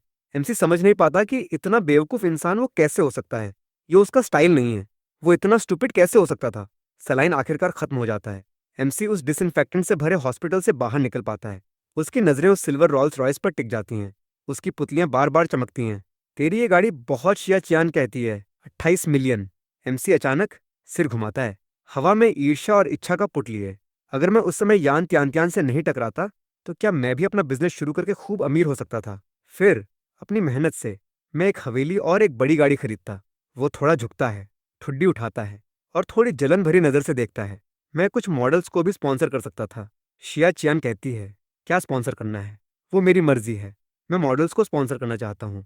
मेरी शानदार जवानी 6 साल तक यूं ही बर्बाद हो गई। 6 साल मैंने किसी स्टार का हाथ भी ठीक से नहीं पकड़ा। मैं जागा तो तुझसे बंधा हुआ था। मैं मॉडल्स को स्पॉन्सर करना चाहता हूँ। तो क्या मुझे करना है? बस सलाइन वाले अस्पताल का अस्थायी प्यार भरा माहौल पूरी तरह गायब हो चुका होता है। शिया चियान के सामने एमसी सालों पहले वाले अपने रवैये पर वापस आ जाता है। बिना किसी डर के जो मन में आए बोल देना। शिया चियान कहती है, बैठ, घर चलते हैं। एमसी जानबूझकर उसके बगल से गुजरता है, सीधे पिछली सीट का दरवाजा खोलता है और अंदर बैठ जाता है, उसे अपनी प्राइवेट ड्राइवर की तरह ट्रीट करते हुए। शिया चियान एमसी को उस बचकाने और जानदार रूप में देखती है। वो जानी पहचानी फीलिंग फिर से उसके दिल को निचोड़ देती है। उसके लाल होंठ अनजाने में मुड़ जाते हैं। वो पिछला दरवाजा खोलती है, पर एमसी को बाहर खींचने के लिए नहीं। शिया चियान को इतना बचकाना शायद ही कभी देखा गया था। तो एमसी उसकी ताकत के साथ चलता है और खुद को फ्रंट सीट पर बिठा लेता है। शिया चियान कहती है, तू सच में मुझे ड्राइवर समझ रहा है? एमसी कहता है, इस यंग मास्टर के लिए ड्राइवर बनना तुझे तो खुश होना चाहिए। शिया चियान और कुछ नहीं कहती। रॉल्स रॉयस चुपचाप नाइट सीन में फिसलती है, शिया हवेली की तरफ। घर के दरवाजे पर पहुंचकर एमसी फ्रंट सीट पर अड़ा रहता है। शिया चियान को उसे बचकाने और जिद्दी तरीके से बाहर खींचने देता है। शिया हवेली के प्रवेश द्वार पर इंतजार कर रहे नौकरों ने कभी इस कपल को इतना करीब नहीं देखा था। पहले या तो वे ठंडेपन से एक दूसरे को घूरते थे या गर्मा गर्म बहस करते थे, पर आज उनका मूड बदला हुआ लग रहा था। एक नखरे कर रहा था, दूसरी हंस रही थी। ऐसा लग रहा था कि इस यंग कपल का रिश्ता आखिरकार पिघलने के संकेत दे रहा है। शिया चियान एमसी का हाथ पकड़ती है और वे कॉरिडोर पार करते हैं। वे सीधे मास्टर बेडरूम में जाते हैं और वो एमसी को बेड पर बैठा देती है, जबकि उसका चेहरा शर्म से लाल हो जाता है। इस अनपेक्षित कोमलता से एमसी हैरान रह जाता है और बोल पड़ता है, तू काफी बदल गई है। शिया चियान कहती है, तू फिर से कहेगा कि मैं बूढ़ी हो गई हूं, है ना? भूल मत कि हमारी उम्र एक ही है। तू मुझसे 1 हफ्ता बड़ी है। एमसी कहता है, तो तू क्या कहना चाहती है? इनडायरेक्टली कि मैं बूढ़ी हूं? नहीं। शिया चियान मुड़ती है और वार्डरोब की तरफ जाती है। उसके होठों पर हल्की सी मुस्कान है। पहले नहा ले, हम साथ सोएंगे। एमसी के विचार तुरंत भटक जाते हैं। नहाने के बाद क्या हो सकता है, ये सोचकर वो सावधानी से पूछता है। हाँ, और मैं तुझे चेन से बांध दूंगी ताकि तू आधी रात को भाग ना जाए। एमसी कहता है, ये इलीगल डिटेंशन है, मैं पुलिस को बुलाऊंगा। शिया चियान कहती है, ठीक है, बुला ले। हम लीगल हस्बैंड वाइफ हैं। मैं पुलिस को बता दूंगी कि ये कपल की मस्ती है। तुझे लगता है उन्हें फर्क पड़ेगा? शिया चियान, तू शर्म नहीं करती? जब एमसी बाथरूम से बाहर आता है, वो सिर्फ पजामा में होता है। शिया चियान किसी कारण से स्पष्ट रूप से शर्मिंदा होती है। वो उठती है और बाथरूम में चली जाती है। ठीक उसी समय बाहर रखा फोन स्क्रीन लाइट अप होती है। बॉस शिया, बिडिंग का रिजल्ट आ गया है, हम जीत गए। यान को बाहर कर दिया गया है। शिया चियान जल्दी से नहाती है, शरीर पोंछती है और बाथरूम का दरवाजा खोलती है, पर बेडरूम खाली होता है। एमसी का कोई निशान नहीं। शिया चियान अपनी सांस रोक लेती है, जैसे अचानक बर्फ के गड्ढे में गिर गई हो। क्या शेन ने मुझे फिर से धोखा दिया? क्या वो मेरी दुनिया से फिर से गायब हो गया? एक लगभग अनदेखी कंपन के साथ, बिना किसी जवाब के, एक बुरा पूर्वाभास उसे लगभग डुबो देता है। वो चिल्लाती है, शेन, सब लोग तुरंत सर को ढूंढो, अभी। उसी पल एक हल्की सी आवाज आती है। कॉरिडोर के अंत में गेस्ट रूम का दरवाजा थोड़ा सा खुलता है। एमसी चिल्लाता है, चिल्लाना बंद कर। उसका चेहरा गुस्से से भरा होता है, क्योंकि उसे चिढ़ होती है। आधी रात को ये क्या चिल्लाना है? किसी को सोने नहीं देगी। एमसी को अभी भी वहीं देखकर शिया चियान आखिरकार शांत होती है। एमसी उसे चिंता से लगभग पागल होते हुए देखता है और अचानक उसके दिल में एक चुभन होती है। वो ट्रांसमाइग्रेशन से पहले के बारे में सोचता है। जब उसका पैर मुड़ा था, शिया चियान उसे स्कूल क्लिनिक ले गई थी, लगातार बुदबुदाते हुए कि वो कितना बेवकूफ है। अब भुगत। वो बुदबुदाती रही। पैर मुड़ गया, फिर भी शो ऑफ कर रहा है। ध्यान रख, दूसरा भी ना मुड़ जाए। इससे पहले कि वो पूरी करती, एमसी ने जानबूझकर अपना पैर हिलाया। वो तुरंत चुप हो गई। 20 साल की उम्र में शिया चियान की जुबान तेज थी, पर जब भी एमसी को कोई प्रॉब्लम होती, वो हमेशा तुरंत पहुंच जाती, चाहे वो कितनी भी छोटी बात क्यों ना हो। 26 साल की उम्र में शिया चियान एमसी के प्रति बहुत ज्यादा ठंडी थी, पर फिर भी परवाह करती थी। अब युवा दिमाग के साथ उसी उम्र में एमसी बिना किसी फिल्टर के बोलता है, तू मुझे पसंद करती है। ये सवाल नहीं था, बिना किसी हिचकिचाहट के। उसका टोन इतना पक्का था कि शिया चियान अचानक रुक जाती है। शिया चियान कहती है, पसंद करती है तेरी, वापस मेरे कमरे में जा, तू यहाँ नहीं रह सकता। एमसी कहता है, कमेंट्स का सैलाब फिर से फूट पड़ता है। एमसी तेजी से कमेंट्स की चर्चाओं पर नजर डालता है। कोई उपयोगी जानकारी नहीं मिलती और उसके पास गहराई में जाने का दिमाग नहीं होता। शिया चियान उसके सामने खड़ी होती है, तू खुद चलकर जाएगा या मैं तुझे उठवाकर भेजूं? उसकी नजरें साफ होती हैं और जो उसने कहा वो सुझाव नहीं, चेतावनी थी। एमसी थोड़े अपराधबोध के साथ बगल में देखता है। मैं गेस्ट रूम में सोऊंगा, मैं भागूंगा नहीं। तू मुझे इंटरेस्ट नहीं करती। इतना पतला। एमसी अनजाने में खुद को चेक करता है। वो बहुत पतला था, बीमार हाथ। उसने शिया चियान की आंखों में दर्द की एक झलक पकड़ी जो तेजी से गुजर गई, जैसे एमसी को चोट पहुंचाकर वो खुद को चोट पहुंचा रही हो। शिया चियान कहती है, तो तू मुझे बांधने पर क्यों अड़ा है? मैं जानती हूँ कि इन सालों में बहुत कुछ हुआ है। तू मेरे साथ जिस तरह बर्ताव करता है, उसका इससे और मेरी खोई हुई मेमोरी से सब कुछ लेना देना है ना? हमारी शादी से पहले तू यान त्यान त्यान के साथ उलझा रहा और भूत बन गया, ना इंसान, ना चीज। शादी के बाद शुरू में मैंने तुझे आजादी दी। जब तूने उसे पहली बार देखा, तू वापस आया और 3 दिन तक भूख हड़ताल की मुझसे डिवोर्स मांगने के लिए। मैं नहीं मानी, पर मैंने तुझे उसे ढूंढने से रोका भी नहीं। मैंने सीक्रेटली तुझे प्रोटेक्ट करने के लिए गार्ड्स भी भेजे। जब मैंने तुझे दोबारा देखा, तू घर के दरवाजे पर रो रहा था। मुझे बता रहा था कि यान त्यान त्यान और उसका मंगेतर सगाई करने वाले हैं। तू उसके लिए कई बार घायल हुआ। मैं तुझे बताना भूल गई, उसका पहले से मंगेतर है। मंगेतर होने के बावजूद वो अभी भी तुझे धोखा देती है। तेरे कनेक्शंस के जरिए उसने शिया ग्रुप के कई पार्टनरशिप चुराए। हम दोनों से पोषक तत्व चूस कर खुद को मजबूत किया। उसने तुझसे शादी करने का वादा पूरा नहीं किया और न ही उसने सगाई तोड़ी। तूने उसके लिए अपनी कलाई काटकर सुसाइड की कोशिश की। तूने मरने के लिए नींद की गोलियां खाई और यहाँ तक कि उसके बचपन के दोस्त ने किडनी डोनेट करने की पेशकश की। तू उसे अपनी किडनी देना चाहता था। शुक्र है मैंने तुझे रोका और तुझे घर में बंद कर दिया, वरना तू सिर्फ पतला नहीं होता, तू पहले ही हड्डियों का ढांचा बन चुका होता। तब से दिन में मैंने किसी को तुझे वॉच करने के लिए रखा, रात में तुझे मेरे साथ सोने के लिए बंद कर दिया। भागने का सोचना भी मत। एमसी मन में सोचता है, ये मैं हूँ, ये कोई बहुत बड़ा बेवकूफ नहीं है। क्या ये सच में मैं हूँ? जितना ज्यादा वो सुनता है, उसका एक्सप्रेशन उतना ही खराब होता जाता है, गहरे डाउट में डूबता जाता है। इस नॉवल के राइटर का वर्ल्ड व्यू क्या प्रॉब्लम है? मैं सच में इससे रिलेट नहीं कर पा रहा, पर मैं इसके बारे में ज्यादा सोचकर खुद को परेशान भी नहीं करूंगा। वैसे भी मैं सब भूल गया हूँ, तो मैं अपना बचाव करूंगा। मैं भूला नहीं हूँ, शिया चियान कहती है, ताकि तू अचानक याद न कर ले और फिर से मरने की कोशिश न करे। तुझे मेरे साथ वापस आना होगा। विरोध करने की जरूरत नहीं है, मुझे तुझमें कोई दिलचस्पी नहीं है। एमसी कहता है, मैं मान गया। मैं इन सालों में तेरे स्नेह से छू गया हूँ, क्योंकि तूने कभी मेरा साथ नहीं छोड़ा। शिया चियान, भले ही तेरी जुबान तेज है, तू अभी भी मेरी फैमिली है, जिसने कभी मेरा साथ नहीं छोड़ा। ठीक है, ठीक है। एमसी खुद को देखता है और उसे ज्यादा दिलचस्पी नहीं होती। शिया चियान एमसी को वापस मास्टर बेडरूम में ले जाती है। कुशलता से चेन का उपयोग करके उन्हें एक साथ बांध देती है। वो अपनी बात पर कायम रहती है। बेड के दूसरे किनारे पर सोती है। एमसी को अभी भी नींद नहीं आ रही होती। शिया चियान, बेड बहुत आरामदायक है। शिया चियान पूरे दिन की थकान और 2 बार डरने के बाद सिर्फ कहती है, जल्दी सो जा। अगली सुबह एक बहुत ही हल्की टक्कर की आवाज शांत कमरे में विशेष रूप से स्पष्ट होती है। शिया चियान बहुत हल्के मूवमेंट्स के साथ पहले उठती है, पर धातु की चेन अभी भी एमसी की चेतना के किनारे को छूती है। एमसी सोचता है, क्या शोर है? मेरी सुबह कोई क्लास नहीं है, क्या मैं ठीक से सो सकता हूँ? वो अपनी भौहें सिकोड़ता है, अनजाने में अपना चेहरा तकिए में गड़ा देता है। शिया चियान की आवाज आती है, पहले उठ, नाश्ता कर ले। एमसी आंखें बंद किए सोचता है, तू सोना चाहती है? उसकी आंखें बंद होती हैं। उसका नींद भरा दिमाग पूरी स्पीड से काम कर रहा होता है। ये औरत बेड पर कहाँ से आई? फिर मेमोरी के टुकड़े अचानक जुड़ जाते हैं, जैसे उसे झटका लगा हो। वो अचानक बैठ जाता है। शिया चान कहती है, तेरी मेमोरी अच्छी है, अभी भी याद है कि सुबह तेरी क्लास नहीं है। एमसी जवाब नहीं देता। वो बेड पर बैठा रहता है और भी गहरे हैरानी और विचार की स्थिति में गिर जाता है। 6 साल पहले की घटनाएं कल जैसी लगती हैं, पर उसके सामने ये औरत और शरीर में सूक्ष्म अलग एहसास। सब उसे चुपचाप बता रहे होते हैं कि वक्त सच में 6 साल बीत चुका है। ये सही नहीं है, बहुत गलत है। मेमोरी लैप्स दूर की चीजों के डिटेल्स को कैसे रख सकता है, पर ठीक बीच के लंबे 6 सालों को खो दे। एक और भी अजीब और साइंस फिक्शन जैसा विचार अनियंत्रित रूप से उभरता है, क्या मैं टाइम ट्रेवल कर गया हूँ? शिया चियान कहती है, नीचे आकर नाश्ता कर, आज कम खाना, कल की तरह फिर से हॉस्पिटल मत पहुंच जाना। एमसी एक करता है। उसकी पतली आकृति को बाहर जाते देख दरवाजा धीरे से बंद हो जाता है। एमसी खुद को पीछे फेंक देता है। अचानक वो अपने सिर पर कंबल खींच लेता है और अंधेरे में उस अविश्वसनीय धारणा से जूझता रहता है। अचानक एक आवाज आती है, सॉरी, मुझे देर हो गई। एमसी का पूरा शरीर अकड़ जाता है। एक पल में वो कंबल नीचे खींचता है, खाली कमरे को तेज नजरों से स्कैन करता है। कौन? कमरे में कौन है? आवाज कहती है। हेलो होस्ट, मैं कमरे में नहीं हूँ, मैं तेरे दिमाग के अंदर हूँ। एमसी सोचता है, दिमाग के अंदर? ऑडिटरी हेलुसिनेशन, स्किज़ोफ्रेनिया का लक्षण। वो अब शांत नहीं रह पाता। वो कंबल फेंकता है और बेड से कूदता है। वो नंगे पैर कमरे से बाहर भागता है, अपना सिर पकड़कर सीढ़ियों से नीचे भागता है। उस अजीब आवाज को झटकने की कोशिश करता है। शिया चियान, जो डाइनिंग रूम में नाश्ता कर रही होती है, ये घबराहट भरी चीख सुनती है और तुरंत अपने कटलरी छोड़कर सीढ़ियों की तरफ भागती है। जैसे ही वो कदम रखती है, वो एमसी से टकराती है। क्या हुआ? उसकी नजरें तेजी से एमसी के पीले चेहरे पर घूमती हैं।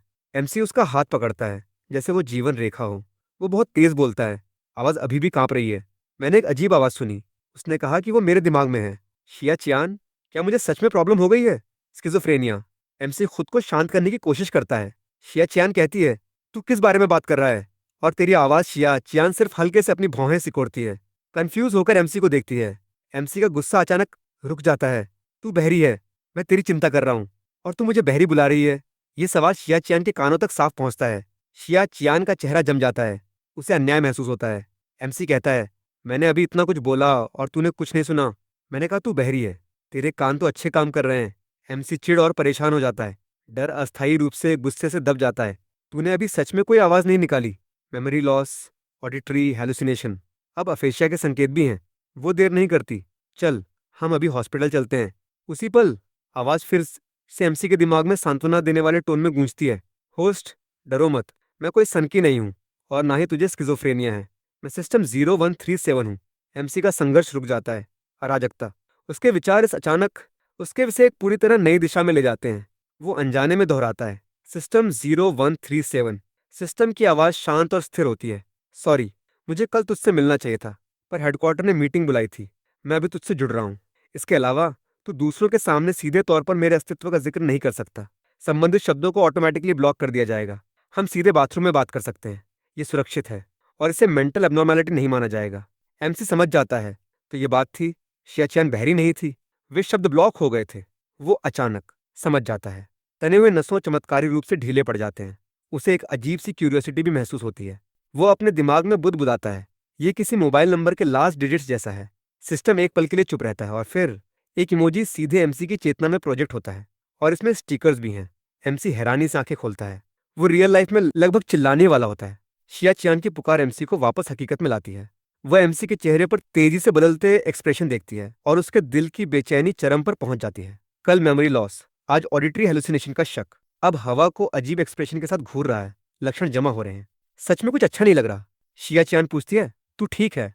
हमें अभी हॉस्पिटल जाने की जरूरत है। एमसी पूरी तरह होश में आता है। वो उसकी आंखों में छिपी चिंता और दृढ़ संकल्प देखता है। वो जल्दी से हाथ हिलाता है, अपने एक्सप्रेशन को नॉर्मल करने की कोशिश करता है। सब ठीक है, सब ठीक है, बस थोड़ा चिढ़ कर उठा। दिमाग अभी भी थोड़ा कंफ्यूज है। चल नाश्ता करते हैं, मुझे भूख लगी है। शिया चियान शकी रहती है। नाश्ते के बाद कंपनी जाने से पहले वो फैमिली डॉक्टर को बुलाती है। जब फैमिली डॉक्टर एमसी का चेकअप कर रहा होता है, एक अधेड़ उम्र का आदमी रोते हुए अंदर भागता है। जमाई राजा, प्लीज मिस से मेरे लिए बात कीजिए, मुझे नौकरी से मत निकालिए। एमसी का दिमाग अभी सिर्फ 20 साल का है। उसने कभी किसी बुजुर्ग को घुटनों पर बैठते नहीं देखा। वो जल्दी से उसे उठाने के लिए हाथ बढ़ाता है। पहले उठो, धीरे बोलो।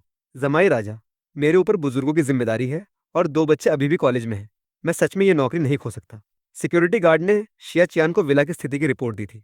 कल एक नया फोन नंबर बदला गया और यान तियान तियान को उसी दिन ब्लॉक भी कर दिया गया। ये सच में घर का भेदी है। और यान तियान तियान कंपनी के स्पष्ट मूवमेंट्स पर नजर रखते हुए अभी भी शेन के साथ दूरी और नजदीकी बनाए रखती है। जानबूझकर उकसाती है। सच में सोचती है कि मैं शिया चियान सिर्फ एक सजावट हूँ। उस आदमी ने जो किया वो सुनने के बाद एमसी के पास जो थोड़ी बहुत सहानुभूति थी, वो पूरी तरह गायब हो जाती है। एमसी कहता है, तेरे जैसे किसी को रखना जो बेवफा है और जिसके कई अफेयर्स हैं, एक बारूदी सुरंग लगाने जैसा है।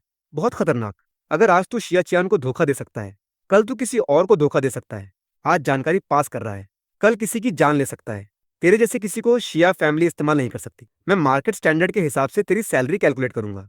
अगर तूने हंगामा करना जारी रखा तो मैं स्टाफ रेगुलेशंस के उल्लंघन के लिए तुझ पर केस करूंगा और मुआवजे की मांग करूंगा। सिक्योरिटी गार्ड एमसी के हर शब्द को शिया चियान तक पहुंचाता है। शिया चियान का पहले ठंडा चेहरा धीरे धीरे नरम होने लगता है।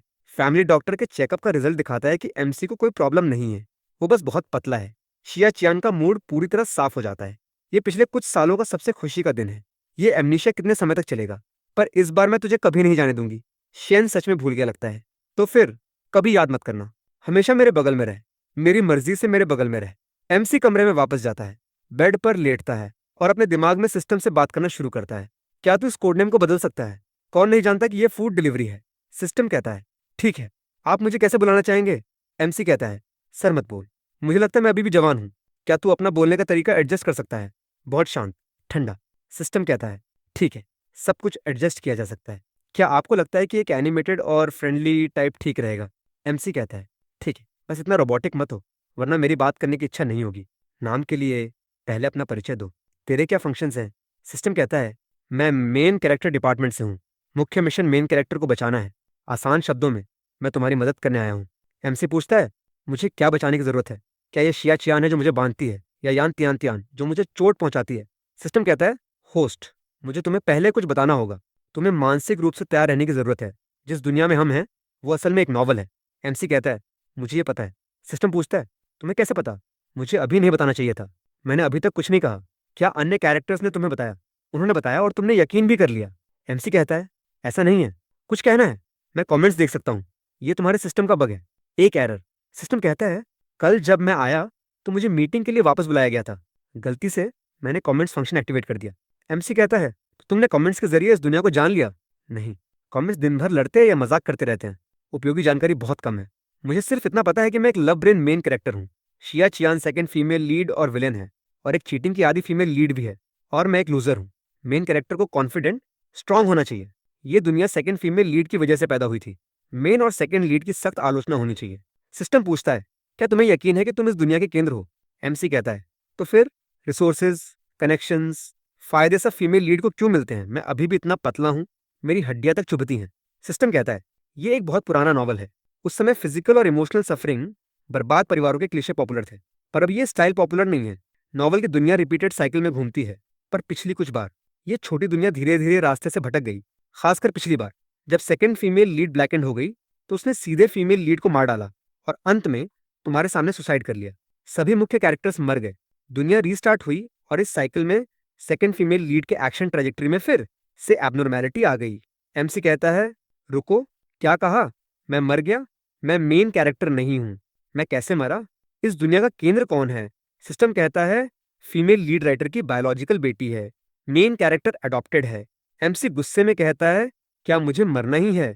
मुझे मरने से पहले मरना होगा, पहले मुझे उस बुढ़िया और यान त्यान त्यान को अपने साथ ले जाना होगा। सिस्टम कहता है, बीप। सिस्टम 0137 ने डिस्टर्बेंस डिटेक्ट की।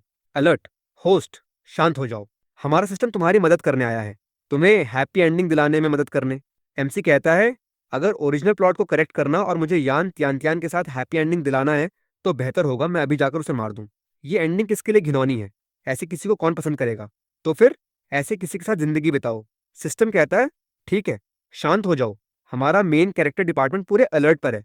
इसके अलावा अब वो पुराना स्टाइल पॉपुलर नहीं है, तुम अपनी एंडिंग खुद डिसाइड कर सकते हो। तुम सेकंड फीमेल लीड को विनर के रूप में चुन सकते हो, या बिना किसी रोमांटिक पार्टनर के मेन कैरेक्टर के रास्ते पर चल सकते हो। एमसी कहता है, ये अच्छा है, मुझे उम्मीद है कि मेरी एक हैप्पी और कंप्लीट एंडिंग हो। मैं तुम्हें टुआ नियावान नाम दूंगा, कैसा रहेगा? सिस्टम कहता है, ओके होस्ट, हमारा लक्ष्य खुशी और पूर्णता है, हम भविष्य में अच्छा सहयोग करेंगे। एमसी कहता है, तुमने अभी तक नहीं बताया कि तुम्हारे क्या फंक्शंस हैं, तुम मेरी मदद कैसे करोगे? सिस्टम कहता है, ये कमेंट्स फंक्शन एक मदद भी है और एक डिस्टर्बेंस भी, वे हर समय लड़ते और फैलते रहते हैं। एमसी कहता है, टुआन। सिस्टम कहता है, माफी चाहता हूँ, सॉरी होस्ट, मैं इसे अभी बंद कर दूंगा। अगर तुम बाद में देखना चाहो तो अपनी चेतना में रीएडजस्ट कर सकते हो। तुम्हें मेन मिशन पूरा करना होगा, अपनी खुशी हासिल करो। प्रगति का हर चरण रिवॉर्ड्स अनलॉक करेगा। फाइनल ग्रैंड प्राइज एक साथ बूढ़ा होना है। अगर तुम्हारा कोई पार्टनर नहीं है तो तुम अकेले भी, मैं भी जिंदगी के अंत तक शांति से पहुंच सकता हूँ। एक साथ बूढ़ा होना पहले से ही एक प्राइज है, पर अगर मेरी किस्मत खराब है और जिस इंसान को मैंने चुना वो मुझे धोखा दे दे, तो मैं क्या करूं? सिस्टम कहता है, तुम उसे कभी बदल सकते हो। जो इंसान तुम फिर से चुनोगे वो इस ग्रैंड प्राइज को इनहेरिट करना जारी रखेगा। मेन कैरेक्टर सिस्टम हमेशा मेन कैरेक्टर को पहली प्रायोरिटी देगा। एमसी कहता है, मैं संतुष्ट हूँ, पर मेरे अभी भी सवाल हैं। मैं 2 दिन पहले कॉलेज में था और अब मैं 4 साल से शादीशुदा हूँ। क्यों? सिस्टम कहता है, खैर, मेरा बहाना सुनो, मेरी व्याख्या मत सुनो। कहानी की शुरुआत में मैं तुम्हें टर्मिनल से कनेक्ट करने के लिए हेडक्वार्टर ले गया।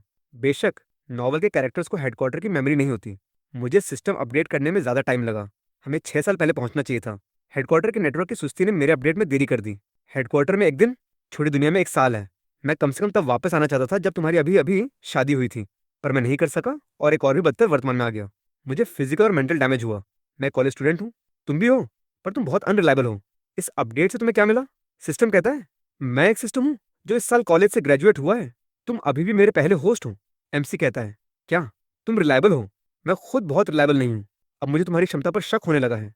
सिस्टम कहता है मुझे कॉन्फिडेंस है, मुझे यकीन है कि तुम खुश रहोगे। एमसी पूछता है इस दुनिया ने 6 साल यूं ही खो दिए, तो इन 6 सालों में मैं यहाँ था या नहीं? सिस्टम कहता है पर इस दुनिया में मेरा अस्तित्व है और अभी भी नॉवल के प्लॉट को फॉलो करती है। ये 6 साल दुनिया का प्रोग्राम रनिंग है, जिसे आमतौर पर ऑटो कंट्रोल कहा जाता है। एमसी कहता है चूंकि इसे ऑटो कंट्रोल किया जा सकता है, तो उन्हें मेरी क्या जरूरत है? सिस्टम कहता है थ्योरेटिकली इस नॉवल का प्लॉट ये है कि मैं भी इस डेवलपमेंट पाथ को फॉलो करूंगा। ऑटो कंट्रोल भी इस प्रोग्रामिंग को फॉलो करेगा। मुझ में और इसमें क्या फर्क है? एमसी कहता है और ये मेरी अपनी पर्सनैलिटी से बहुत अलग है। ये ऐसा नहीं लगता जो मैं करूंगा। सिस्टम कहता है फर्क ये है, ऑटो कंट्रोल के तहत शरीर दर्द महसूस करता है, नहीं इसके इमोशंस नहीं होते, इसके विचार नहीं होते, पर तुम्हारे पास हैं। एमसी कहता है चूंकि मेरे पास विचार हैं, तो मैं इतनी स्टूपिड चीज कैसे कर सकता था? वो मैं नहीं था, वो बिल्कुल मैं नहीं था। सिस्टम कहता है बाकी स्क्रिप्ट फॉलो करते हैं और फिर रुक जाते हैं। तुम अलग हो। शुरुआत और अंत प्लॉट द्वारा कंट्रोल नहीं होते। तुम जैसा चाहो वैसे जीते हो, सिर्फ बीच का हिस्सा प्लॉट है। एमसी कहता है जिस इंसान को मैनिपुलेट किया गया था वो मैं नहीं था। वो सिर्फ एक कठपुतली थी जो दूसरों द्वारा लिखी स्क्रिप्ट के अनुसार जी रही थी। वो मैं नहीं था जो मैं चाहता था। प्लॉट का मैं और मैं पूरी तरह से दो अलग लोग हैं। उसके विचार, उसके काम करने का तरीका मैं बिल्कुल समझ नहीं सकता और ना ही कर सकता हूँ। इसने मुझसे बार बार गलतियां करवाई। एक बार तो ठीक है, पर हर बार इतना बेवकूफ होना मुमकिन नहीं है। सिस्टम कहता है तुम्हें लगता है कि प्लॉट में वो तुम नहीं हो। ये नॉर्मल है। जो प्लॉट से बंधा है वो असली तुम नहीं है। सिर्फ तुम्हारा वो वर्जन जो अपने दिल की सुनकर जीता है वही असली तुम हो। एमसी कहता है वैसे भी मैं ये नहीं मानूंगा कि ये 6 साल मेरे हैं। ये बहुत स्टूपिड है। मैं इस तरह की चीजें नहीं कर सकता। ठीक है, तेरी क्या एबिलिटी है? सिस्टम कहता है मेरी एबिलिटी टाइम को 3 गुना तेज करना है। एमसी कहता है अब मुझे 6 साल पहले तक तेज कर दो, हम मिशन वहां से शुरू करते हैं। सिस्टम कहता है टाइम एक्सेलरेशन सिर्फ शॉर्ट टर्म के लिए हो सकता है। एमसी कहता है ठीक है, मैं इस एबिलिटी को अभी के लिए रख लूंगा। मेन फेज का रिवॉर्ड क्या है? सिस्टम कहता है तुम कहते हो कि ये मेन मिशन है, मतलब मेन के अलावा साइड मिशंस भी हैं। रिवॉर्ड एक सरप्राइज बॉक्स है, मुझे नहीं पता क्या निकलेगा। साइड मिशंस रैंडमली असाइन किए जाएंगे। जिन कैरेक्टर से तुम मिलोगे उनके हिसाब से तुम चुन सकते हो कि करना है या नहीं। एमसी कहता है इंटरेस्टिंग लगता है। शिया कंपनी ने प्रोजेक्ट जीत लिया, एक ऐसा प्रोजेक्ट जो सिर्फ मुनाफा लाएगा। इसका मतलब है कि शिया कंपनी कई आगे बढ़ती कंपनियों के बीच खड़ी होगी। जिस रात यान त्यान को रिजल्ट पता चला, वो यान ग्रुप बिल्डिंग के टॉप पर प्रेसिडेंशियल ऑफिस में खुद को बंद कर लेती है। पूरी मंजिल सिर्फ उसके साथ रह जाती है। बिडिंग रिजल्ट का नोटिफिकेशन ईमेल अभी भी कंप्यूटर स्क्रीन पर ठंडा पड़ा होता है। हर शब्द सुई की तरह होता है, उसकी आंखों को चुभता हुआ। वो धीरे से उठती है, फ्लोर टू सीलिंग विंडो के पास जाती है, समुद्री शहर के चकाचौंध भरे नाइट सीन को देखती है। यह कमर्शियल टेरिटरी जिसे वो कंट्रोल करने वाली थी, अब उसकी नाकाबिलियत का मजाक उड़ा रहा होता है। वो पागलों की तरह चीजें तोड़ने लगती है। गुस्सा निकालने के बाद वो गंदगी के बीच में रुकती है, लंबे बाल बिखरे हुए, माथे पर पसीने से भीगे कुछ स्ट्रैंड्स। उसका फोन लाइट अप होता है, उसकी मंगेतर याई का कॉल दिखाता है। वो उठाती नहीं, बस चमकते नाम को घूरती है, ठंडी नजरों के साथ। 3 महीने पहले गवर्नमेंट बिडिंग जीतने के लिए प्रोजेक्ट फेल हो गया था। उसने इस कपल से 20% एनुअल इंटरेस्ट रेट पर 3 साल के लिए पैसे उधार लिए थे, अपनी 8% ओरिजिनल शेयर्स को गारंटी के रूप में इस्तेमाल करते हुए। उसने अपने पिता और यान फेंगताई के सामने मिलिट्री ओथ भी लिया था।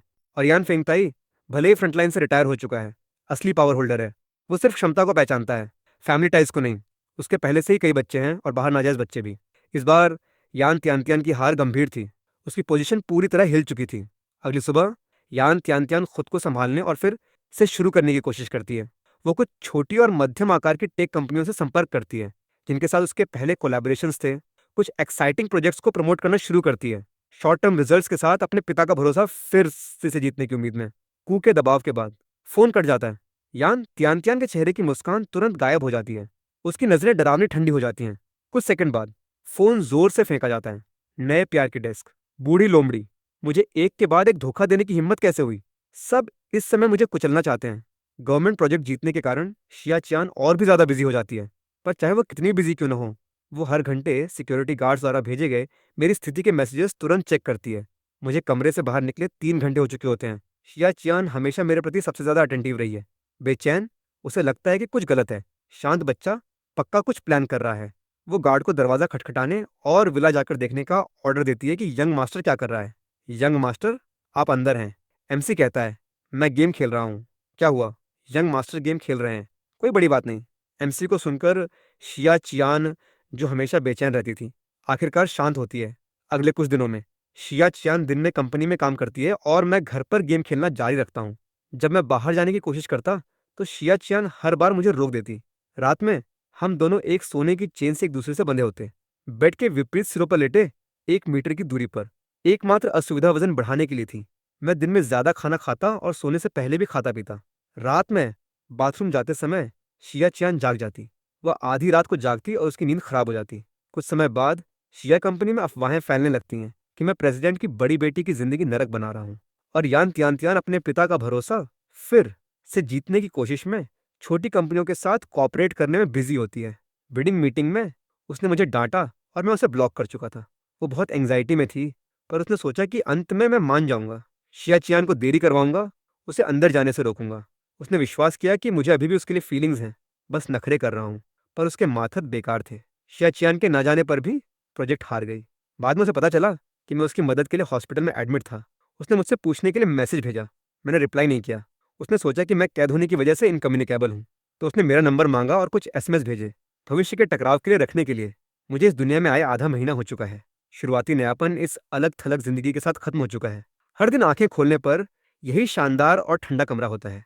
मैं दूसरों की जिंदगी के शॉर्ट वीडियो देखता रहता, अपना जोर दर्द होने तक स्क्रॉल करता। बेड पर लेटे मैंने फोन साइड में फेंका और सिस्टम को आवाज दी, होस्ट। मेन मिशन और पिछले वाले अभी भी एक्टिवेट किए जा सकते हैं। मैं किसी को नहीं देखता। मैं पूरे दिन कमरे में गेम खेलता रहता हूँ। सिस्टम कहता है, होस्ट, क्यों ना हम चुपके से बाहर निकलें। एमसी कहता है, भागना ओरिजिनल प्लॉट जैसा नहीं होगा। ओरिजिनल प्लॉट में शिया चियान मुझे कैद करती है और मैं भागने की कोशिश करता हूँ। फिर यान द्वारा घायल किया जाता हूँ और शिया चियान द्वारा वापस पकड़ लिया जाता हूँ। मेरा शरीर इतना कमजोर है, अगर मैं आधे रास्ते में भागा तो मैं सीधे मर सकता हूँ। सिस्टम कहता है, तुम सही हो, तो पहले अपनी हेल्थ रिकवर करो। हेल्थ बेस है, किसी भी मिशन के लिए अच्छा फिजिक्स जरूरी है। वैसे हेल्थ रिकवर करने की बात करें तो, होस्ट, अगर तुम नॉर्मल वेट पर वापस आ जाते हो तो तुम हैप्पीनेस ऑब्जेक्टिव का पहला फेज पहले ही पूरा कर लोगे। एमसी कहता है, क्या? बहुत बढ़िया। हेल्थ रिकवर करना भी ऑब्जेक्टिव पूरा करना है। सिस्टम कहता है, हाँ, हैप्पी एंडिंग। फिजिकल और मेंटल हेल्थ पहला कदम है। एमसी पूछता है, हेल्थ का स्टैंडर्ड क्या है? सिस्टम कहता है, कम से कम कुछ इंडिकेटर्स हेल्दी रेंज में हो, कोई अन्य बीमारी ना हो। तुम्हारे लिए, होस्ट, ये वजन बढ़ाना है। एमसी कहता है, मैंने आधे महीने तक मेहनत की, सिर्फ 3 या 4 किलो बढ़े। सिस्टम कहता है, होस्ट, तुम्हारी हाइट 188.8 सेंटीमीटर है, मिनिमम वेट 70 किलो होना चाहिए। इससे कम हेल्थ के लिए बहुत हानिकारक है। एमसी खुद को हड्डियों जैसा पतला देखता है और सहमत होता है। वो फोन नीचे रखता है। आज से मैं थोड़ा और खाऊंगा। रुको, मैं नीचे जाकर हाउसकीपर आंटी वांग से मिलता हूँ। आंटी वांग, आज से मेरे लिए ऐसा खाना तैयार करना जो वजन बढ़ाने और शरीर को मजबूत करने में मदद करे। मुझे एकदम मजबूत बनना है। पर लगता है इंटरप्रिटेशन थोड़ी टेढ़ी हो गई। डिनर टेबल पर मैं उस टेबल भरे डिलीकेसीज को देखता हूँ और सब कुछ निगलना शुरू कर देता हूँ। शिया चियान की नजरें धीरे धीरे टेबल पर घूमती हैं। Charcoal grilled oyster, medium rare steak, ताज़ा और सॉफ्ट रॉ फिश, हरे प्याज के साथ scrambled eggs, complete fortifying soup, बगल में गोजी बेरी टी भी। कॉम्बिनेशन सच में बहुत पेक्यूलियर और स्ट्राइकिंग था। शिया चियान पूछती है, मिस, ये ग्वी थी जिन्होंने दोपहर में स्पेशल इंस्ट्रक्शन दी थी कि आज से ब्लड और बॉडी को मजबूत करने वाले पौष्टिक भोजन तैयार करने हैं। ग्वी बहुत विचारशील थी। शिया चियान के मुंह के कोने में हल्का सा स्पैज्म होता है। वो एमसी को देखती है। एमसी सिर झुकाए, खाने पर केंद्रित होता है। एक हाथ से ऑयस्टर का शेल पकड़कर चूस रहा होता है और दूसरे से स्टीक का मीट चिपकाकर मुंह में डाल रहा होता है। शिया चियान एक पल के लिए आंखें बंद करती है और आंटी वांग को सब हटाने का ऑर्डर देती है। डाइनिंग रूम में सिर्फ कटलरी की हल्की टिंकिंग और एमसी की मेहनत से चबाने की आवाज रह जाती है। शिया चियान पूछती है, टेस्टी है? का पिछला एसोसिएशन थोड़ा ज्यादा ही सेंसिटिव था।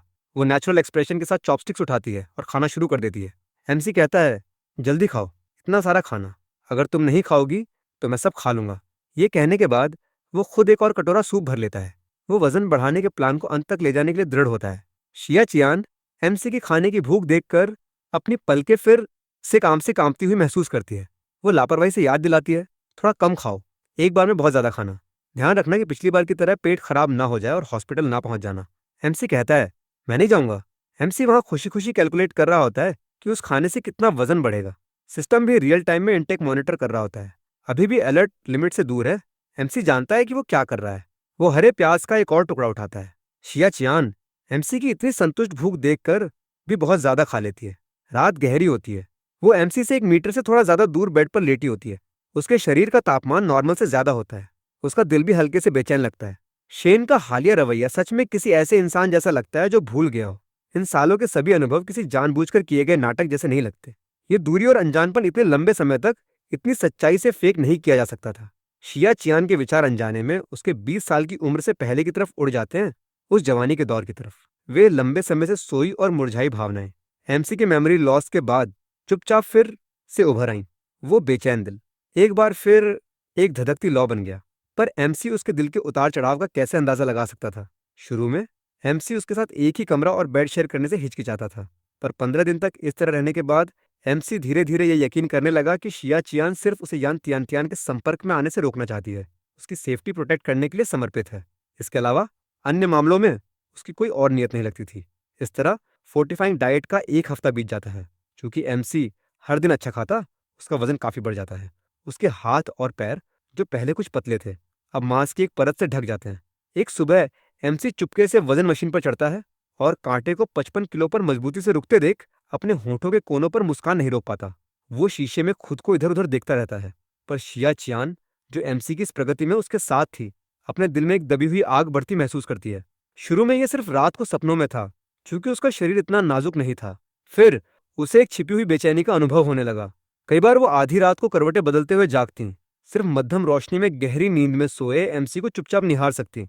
एमसी को कुछ पता नहीं चलता। एमसी को इतने आत्मविश्वास और आराम से देखकर उसके दिल की गहराई में वो हलचल और जलन आखिरकार समर्पण में बदल जाती। जाने दो, मुझे अभी भी धीरे चलने की जरूरत है। उसे एमसी को गहरी नींद से जगाने की हिम्मत नहीं थी, और न ही खुद को ठंडे शॉवर के लिए मजबूर करने की इच्छा थी, और न ही वो एमसी को समझाने के लिए मुंह खोल पाती। एक और रात होती है। जानी पहचानी गर्मी की लहर आती है, पहले से ज्यादा तीव्र। शिया चियान के माथे पर ठंडा पसीना होता है। वो धीरे से कंबल उठाती है, चाबी लेती है और अपने हाथ से चेन खोल देती है। एमसी आधी नींद में बेड के बीच में थोड़ा लुढ़कता है, धीरे से उसकी बांह की त्वचा से टकराता है। शिया चियान लगभग बाथरूम की तरफ भागती है, उन अजीब विचारों को धोना चाहती है। जब एमसी सुबह उठता है, उसे नहीं पता होता कि कल क्या हुआ था। हमेशा की तरह वो उठता है और नीचे खाने जाता है। शिया चियान एमसी की हर दिन बढ़ती हेल्दी अपीयरेंस देखकर बहुत खुश होती है। एमसी कहता है, शिया चियान, मैं घर पर बहुत बोर हो रहा हूँ, मैं बाहर जाना चाहता हूँ। इसके अलावा मुझे लगता है कि मुझे जॉब की जरूरत है। हर दिन तुम्हारे घर पर रहना सही नहीं है। शिया चियान एमसी को अपने आप को ऐसा डिस्क्राइब करते सुनकर अपनी हंसी नहीं रोक पाती। शेन अभी भी पहले जैसा है। वो इतना सख्त है कि खुद को भी कोस लेता है। एमसी कहता है, मुझे पता है कि तुम नहीं चाहती कि मैं बाहर जाऊं, पर मैं घर पर सड़ रहा हूं। मैं अब वो केन नहीं हूं जो औरतों के लिए मरता था। मैं 20 साल का केन हूं। मैं प्रोग्रेस करना और मेहनत करना चाहता हूं, पॉजिटिव और सनशाइन बनना चाहता हूं। मुझे जॉब चाहिए, कोई भी जॉब चलेगी। अगर मुझे नहीं आता तो मैं धीरे धीरे सीख लूंगा। मैं तुम्हारे घर पर नहीं रहना चाहता। मुझे पालतू जानवर जैसा लगता है, इंसान जैसा नहीं। सिस्टम कहता है, होस्ट तुम कमाल हो, यही असली तुम हो। सच में प्लॉट से बंधा तुम असली तुम नहीं हो। देखो कमेंट्स तुम्हारी कितनी तारीफ कर रहे हैं। एमसी कहता है, मैं बस अपनी जिंदगी का मालिक बनना चाहता हूँ। मुझे शानदार होने की जरूरत नहीं है, पर मुझे अपने लिए खुद फैसला करने का अधिकार होना चाहिए। जो मैं चाहूँ वो करूँ। मैं अब जो करना चाहता हूँ वो है जॉब पाना और सोसाइटी में घुलना मिलना, स्वतंत्र और स्वायत्त बनना, वो शेन बनना जो मैं हूँ। शिया चियान कहती है, मैंने ये कई सालों से नहीं देखा। वाह, तुम मेरे असिस्टेंट बनोगे, हर दिन मेरे साथ रहोगे, कोई और विकल्प नहीं है। एमसी कहता है, नीचे वाले नाखुश हैं, कुछ बड़बड़ा रहे हैं। वो क्या नजर है, वो क्या एक्सप्रेशन है, वो क्या एटीट्यूड है। समझ गया, मुझे मंजूर है। मैं 24 घंटे चाहता हूँ। तुम्हारे साथ रहना, ये मुझे खुश करता है। क्या ये कारण तुम्हें पसंद है? शिया चियान कहती है, ऐसा नहीं है कि मुझे डर है कि तुम मुझे धोखा दोगे, और अगर तुम काम का बहाना बनाकर सीक्रेटली उस यान त्यान त्यान से मिले और अंत में उसके लिए मर गए, मुझे अभी भी तुम्हें बचाना होगा। एमसी मन में सोचता है, मैंने अभी पिछले साइकिल के बारे में सोचा जो टीम मेंबर ने मेंशन किया था। उसने यान त्यान त्यान को मार डाला और मेरे साथ वहां चला गया। सच कहूं तो मुझे सच में नहीं लगता कि शिया चियान मुझे पसंद करती है। आखिरकार हमारा रिश्ता नॉर्मल है। अब नाश्ता करना एक सिंपल लड़ाई में बदल सकता है। हमारी जिंदगी के पहले 20 सालों में ये अक्सर होता था। हम 2 वाक्य बिना लड़े बात नहीं कर सकते थे, और 2 वाक्य बिना सुने लड़ते नहीं थे। ये सोचना सच में मुश्किल है कि उसने ये फैसला क्यों लिया। क्या शिया चियान और यान त्यान त्यान बीमार हैं? सिर्फ जब इंसान मर जाता है तभी उसका दिल समझता है और पछताता है। आह, समझ गया। तुम्हारा असिस्टेंट बनूं? तो मैं तुम्हारा असिस्टेंट बनूंगा। जब काली गाड़ी शिया ग्रुप के गेट के सामने मजबूती से रुकती है, गुजरने वाले कर्मचारी अनजाने में अपनी चाल धीमी कर लेते हैं। कार का दरवाजा खुलता है और सबसे पहले हमेशा ठंडे एक्सप्रेशन वाली प्रेसिडेंट उतरती है। तुरंत सभी नजरें एमसी पर टिक जाती हैं। शिया चियान आसपास की फोकस नजरों को इग्नोर करते हुए सीधे एमसी का हाथ पकड़ती है और प्राइवेट प्रेसिडेंशियल एलिवेटर की तरफ चलती है। तुरंत फुसफुसाहटें फूट पड़ती हैं। कुछ ज्यादा बोल्ड कर्मचारी जल्दी से अपने फोन निकालते हैं और शिया ग्रुप के गॉसिप ग्रुप में बेतहाशा दांव लगाना शुरू कर देते हैं। क्या हो रहा है? असिस्टेंट या प्रेसिडेंट शिया एक बहुत हैंडसम आदमी को लाई है। शेन। वो शेन जो मेमोरी में हमेशा हिस्टेरिकल होता है और सिर्फ यान त्यान त्यान के लिए आंखें रखता है। शिया चियान उसे कंपनी में क्यों लाएगी? प्राइवेट एलिवेटर का दरवाजा फिर से खुलता है। शिया चियान पहले निकलती है और ठीक पीछे एमसी होता है। टॉप फ्लोर के कर्मचारी तुरंत सीधे बैठ जाते हैं।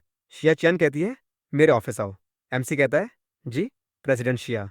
जूचू तुरंत फोकस करता है और उसका पीछा करता है। गुड मॉर्निंग प्रेसिडेंट शिया। जमाई राजा, आप क्या चाहते हैं? इससे पहले कि शिया चियान बोल पाती, एमसी पहले से ही अनुचित उत्साह के साथ अपना चेहरा उठा लेता है। प्लीज मेरे लिए एक जगह अरेंज करो, आज से मैं यहाँ काम करूंगा। जूचू सोचता है, क्या मुझे हेलुसिनेशन हो रहे हैं? मैं और कैसे सुन सकता हूँ कि प्रेसिडेंट के जमाई राजा, जो हमेशा कंपनी के लिए प्रॉब्लम्स खड़ी करते हैं, कह रहे हैं कि वे यहाँ काम करेंगे? ये एक भयानक खबर लगती है। वो अनजाने में शिया चियान की तरफ देखता है, आंखों से पुष्टि मांगते हुए। शिया चियान लगभग अनदेखे तरीके से सिर हिलाती है। मेरे ऑफिस में एक डेस्क लगाओ। पहले सिंपल टास्क से शुरू करो। मैं बाहर सबके साथ नहीं बैठना चाहता। जैसा मैंने कहा वैसा करो और अभी जाओ। एमसी की रिक्वेस्ट एक्सेप्ट नहीं होती, जो उम्मीद के मुताबिक था। शिया चियान अब एक असली तानाशाह है। अगर एमसी काम पर जाने के बहाने चुपके से भाग गया तो वो कभी घर से बाहर कदम नहीं रख पाएगा। जैसे ही एमसी बाहर निकलता है, वो दर्जनों क्यूरियस नजरों से टकराता है जो पूरी तरह वापस नहीं ली जा सकी थी। हमारी नजरें हवा में मिलती हैं। माहौल सूक्ष्म और अजीब हो जाता है। पर एमसी दूसरी तरफ ऐसा महसूस करता है जैसे उसे एक सपोर्ट पॉइंट मिल गया हो। उसका चेहरा तुरंत एक चौड़ी मुस्कान में खिल जाता है और वो स्पष्ट आवाज के साथ आगे बढ़ता है। सबको हेलो, हेलो, हेलो। आज से हमको वर्कर्स हैं। मैं यहाँ नया हूँ, मुझे कुछ नहीं आता। मुझे उम्मीद है कि मैं सबकी मदद पर भरोसा कर सकता हूँ। कर्मचारी कहता है, बेशक आप बहुत विनम्र हैं। उन जांचने वाली और परखने वाली नजरों को अनदेखा करने का नाटक करते हुए एमसी जल्दी से कुछ कैजुअल बातचीत में घुल मिल जाता है। शुरुआती तनावपूर्ण माहौल काफी कम हो जाता है। कर्मचारी ए अपनी क्यूरियोसिटी को रोकने में असमर्थ सावधानी से पूछता है, सिर्फ क्यूरियोसिटी से बॉस शिया के साथ आपका क्या रिश्ता है? एमसी आंख मारता है और नेचुरली जवाब देता है, हम बचपन के दोस्त हैं और स्कूल के साथी भी। कर्मचारी कहता है, समझ गया, सब समझ गए। तो बचपन के दोस्त हैं। जब वे ये पता लगाने ही वाले होते हैं कि एमसी असल में कौन है, जूचू सपोर्ट टीम के साथ आता है, नई ऑफिस डेस्क और कुर्सियां और आईटी इक्विपमेंट लेकर। एमसी को ग्रुप के बीच में देखकर वो पूछता है, जमाई राजा, आप बॉस शिया के ऑफिस में क्यों नहीं है?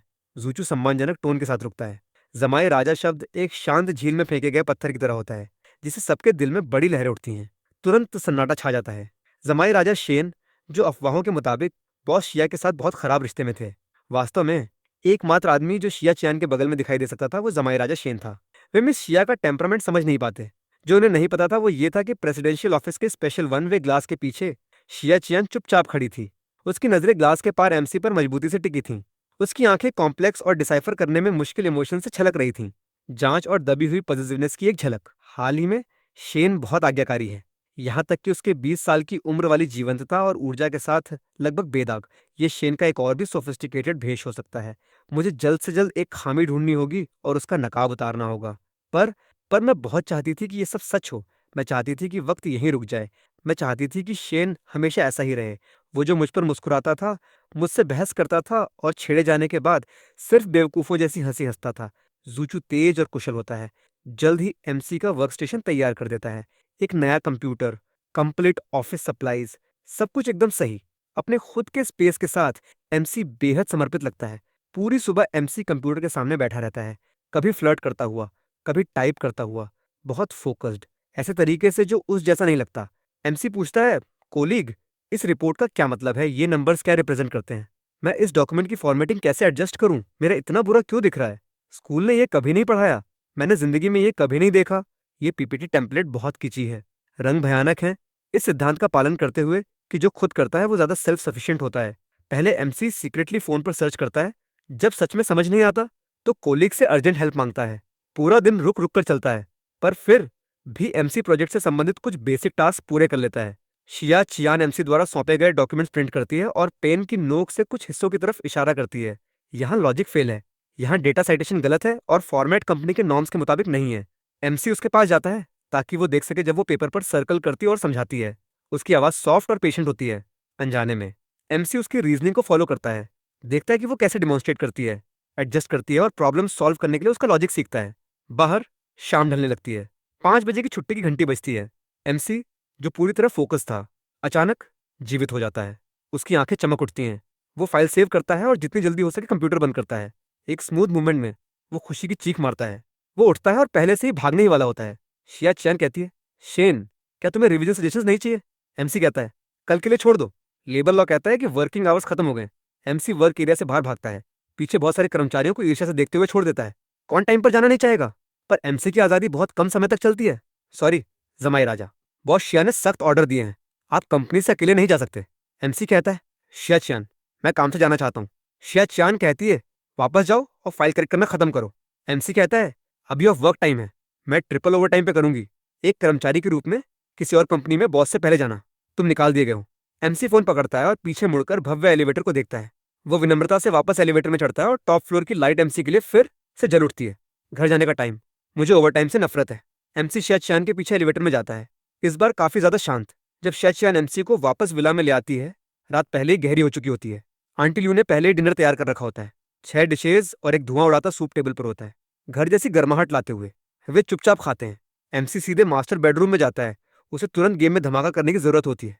शिया चान ऑफिस के कामकाज के लिए स्टडी में जाती है। ज्यादा देर नहीं होती, उसका फोन वाइब्रेट होता है। एक ड्रिंक के लिए आओ, मैंने सुना है कि तुम आज जीजाजी को कंपनी ले गई थी, क्या चल रहा है? शिया चियान रिप्लाई करती है, मैं नहीं आ रही। कुछ नहीं चल रहा है।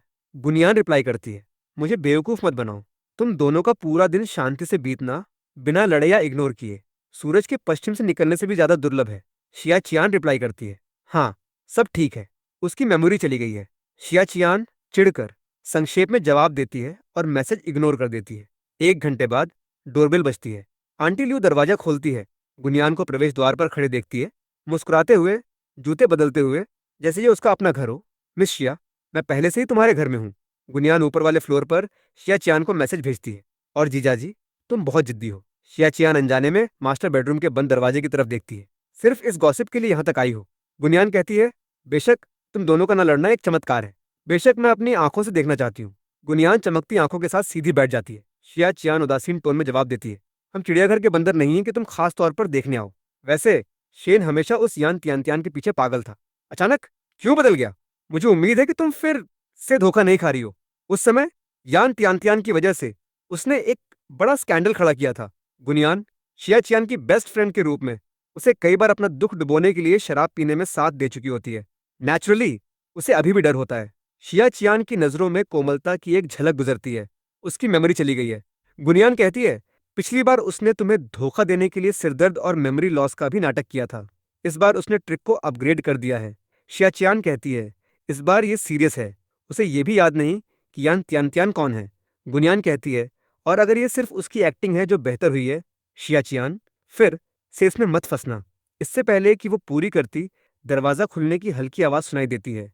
दोनों एक साथ ऊपर देखती हैं। एमसी कैजुअल कपड़े पहने कमरे से बाहर निकलता है। वो रेलिंग पर रुकता है और नीचे देखता है।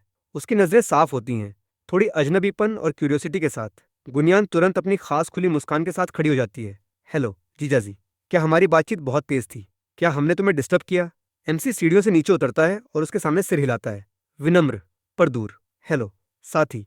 एमसी अपने दिमाग में तुरंत पूछता है, सिस्टम, ये कौन है? सिस्टम कहता है, गुनियान, प्रोटागोनिस्ट की क्लोज फ्रेंड जिसे उसने बिजनेस की शुरुआत के दौरान मीट किया था। बहुत स्ट्रांग रिलेशनशिप। ये व्यावहारिक रूप से एकमात्र इंसान है जिसके साथ शियाचियान अपना दिल खोल सकती है। एमसी समझ जाता है और गुनियान की जांचने वाली नजर से मिलता है। मैं सिर्फ पानी लेने आया था, तुम लोग जारी रखो। एमसी किचन में जाता है, फ्रिज से 2 बोतल मिनरल वाटर निकालता है। गुनियान ने अभी एमसी पर मुस्कुराया था और कहा भी था, हेलो, अपनी मर्जी से। पहले जब भी वो एमसी को देखती थी तो हमेशा ठंडे चेहरे के साथ नहीं होती थी। गुनियान सोचती है, लगता है ये सच है, उसकी मेमोरी चली गई है। 80% यादें 20 साल पर अटकी हैं। पहले की सब कुछ और सबको भूल गया। क्या बात है, ऐसी खुशी को सेलिब्रेट करना होगा। चलो बाहर कुछ ड्रिंक्स पीते हैं, मेरा ट्रीट। शिया चियान एक पल के लिए हैरान रहती है। ठीक है, चलते हैं। क्या ये पहले से परमिशन मांग रहा है? गुनियान, तुम फिर से इंटरेस्टेड हो रही हो? शिया चियान जवाब नहीं देती। मास्टर बेडरूम के दरवाजे पर जाती है और हल्के से खटखटाती है। अंदर से एमसी की थोड़ी धुंधली आवाज सुनाई देती है। वो दरवाजा खोलती है। एमसी सोफे पर क्रॉस लेग बैठा होता है। उंगलियां तेजी से फोन स्क्रीन पर फिसल रही होती हैं। गेम में लड़ाई तीव्र लगती है। एमसी के चेहरे पर स्क्रीन की लाइट एक केंद्रित प्रोफाइल बनाती है, जैसे वो पूरी तरह से अपनी दुनिया में डूबा हो। शिया चियान कहती है, शेन, मैं गुनियान के साथ ड्रिंक्स पीने बाहर जा रही हूँ, हो सकता है देर से आऊँ। एमसी सिर नहीं उठाता। उसकी नजरें अभी भी स्क्रीन पर टिकी होती हैं। आह, हाँ जाओ, मैं तुम्हें रोक नहीं रहा हूँ। जैसे ही शब्द गिरते हैं, शिया चियान के शरीर में एक लगभग अनदेखा कंपन होता है। वो वाक्य एक पतली सुई की तरह होता है, जो ठीक उसके दिल की गहराई को छेद देता है। वो कुछ कहना चाहती है, पर सभी शब्द गले में अटक जाते हैं। अंत में एक कड़वी चुप्पी में बदल जाते हैं। अंत में वो कुछ नहीं कहती, बस एमसी को एक गहरी नजर डालती है और धीरे से दरवाजा बंद कर देती है। बाहर की लाइट धुंधली और कंफ्यूजिंग होती है। कानों पर मंद आवाज पड़ती है। शिया चियान बिना एक शब्द बोले 2 ग्लास स्ट्रॉन्ग ड्रिंक पी जाती है। गुनियान कहती है, धीरे पी। तू क्या कर रही है? इस समय तुझे क्या परेशान कर रहा है? जब वो तीसरा ग्लास होठों तक ले जाती है, शिया चियान सिर झुकाती है और सब निगल लेती है। गुनियान कहती है, क्या मुझे उसे ऐसे बंद नहीं रखना चाहिए? तू उसकी रक्षा कर रही है। पहले जैसे ही तू उसे ढीला छोड़ती, वो सीधे यान तियान के पास भागता। उसने कितनी प्रॉब्लम्स खड़ी की हैं। क्या तूने हमेशा गंदगी साफ नहीं की? अब जब उसकी मेमोरी चली गई है और सिचुएशन अनिश्चित है, हमें और भी ज्यादा सावधान रहने की जरूरत है। अगर कुछ और हो गया तो उसे मेरे द्वारा बंद किए जाने से नफरत है, और वो मुझसे भी नफरत करता है।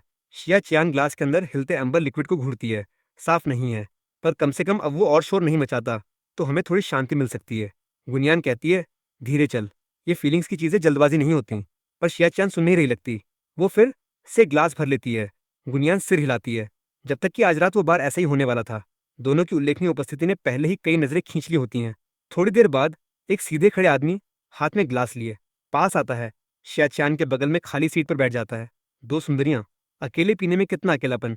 एक साथ एक ग्लास पीने के बारे में क्या ख्याल है? गुनियान कहती है, सॉरी, मेरी दोस्त शादीशुदा है। आदमी कहता है, शादीशुदा भी दोस्त बना सकती हैं। मुझे नहीं लगता कि सुंदरता का मूड खराब है। चलो थोड़ी बात करते हैं। शिया चियान कहती है, मैं शादीशुदा हूँ। आदमी के चेहरे की मुस्कान एक पल के लिए जम जाती है। वो उसकी खाली उंगलियों को देखता है। शादी की अंगूठी पहनने के बजाय मैं तुम्हें खराब मूड में देख रहा हूँ। क्या तुम्हारे हस्बैंड से तुम्हारी लड़ाई हुई है? अगर मैं कहूँ, कभी कभी हमें रिलैक्स करने की भी जरूरत होती है। कौन जानता है कि शायद इस समय तुम्हारा हस्बैंड भी कहीं और मजे कर रहा हो। इसके अलावा तुमने अपनी वेडिंग रिंग उतार दी है। सब कुछ इतनी सीरियसली क्यों लेना? जिंदगी छोटी है। क्या पल का आनंद लेना बेहतर नहीं है? ठीक उसी पल एमसी एक गेमिंग फ्रेंड के साथ ऑडियो कॉल पर होता है। दूसरी तरफ एक कपल की टांग खींच रहा होता है, खूब मजे कर रहा होता है। अचानक बिना किसी चेतावनी के जोर से छींकता है, कौन मेरे बारे में सोच रहा है? एमसी अपनी नाक रगड़ता है, बुदबुदाता है। शिया चैन के आसपास का तापमान तुरंत शून्य पर गिर जाता है। शिया चैन कहती है, यहाँ से निकल जाओ। आदमी उस नजर में तीव्र ठंड से डरकर जल्दी से भाग जाता है। बुनियान राहत की सांस लेती है, मुड़ती है, पर शिया चियान को नीची नजरों से अपनी खाली दाहिनी हाथ की रिंग फिंगर को घूरते हुए देखती है। शिया चियान सोचती है, शेन के साथ मेरी शादी शुरू से ही फेक थी। शेन को पहले मुझसे प्यार नहीं था और अभी भी नहीं है। ये एहसास किसी भी स्ट्रॉन्ग ड्रिंक से ज्यादा आंतों को जलाता है। शिया चियान और कुछ नहीं कहती। ग्लास के बाद ग्लास गुनियान को बहुत असहज महसूस होता है, पर वो नहीं जानती कि उसे कैसे सांत्वना दे। अंत में शिया चियान को पहले से ही बहुत नशे में देखकर उसे बस हार माननी पड़ती है और अपने ड्राइवर को बुलाती है ताकि पहले उस पूर्वज को सुरक्षित घर पहुंचाया जा सके। रात पहले ही गहरी हो चुकी होती है जब शिया चियान को ड्राइवर की मदद से कार से बाहर निकाला जाता है। रात की हवा एक पल के लिए उसके दिमाग को साफ कर देती है, पर कदम अभी भी लड़खड़ा रहे होते हैं। वो उस हाथ को हटा देती है जो बुनियान मदद के लिए बढ़ाती है और अकेले हवेली की तरफ लड़खड़ाती है। एक एक करके सीढ़ियां चढ़ती हैं। गुनियान ये देखकर कि अब वो कुछ नहीं कर सकती, चैन से घर चली जाती है।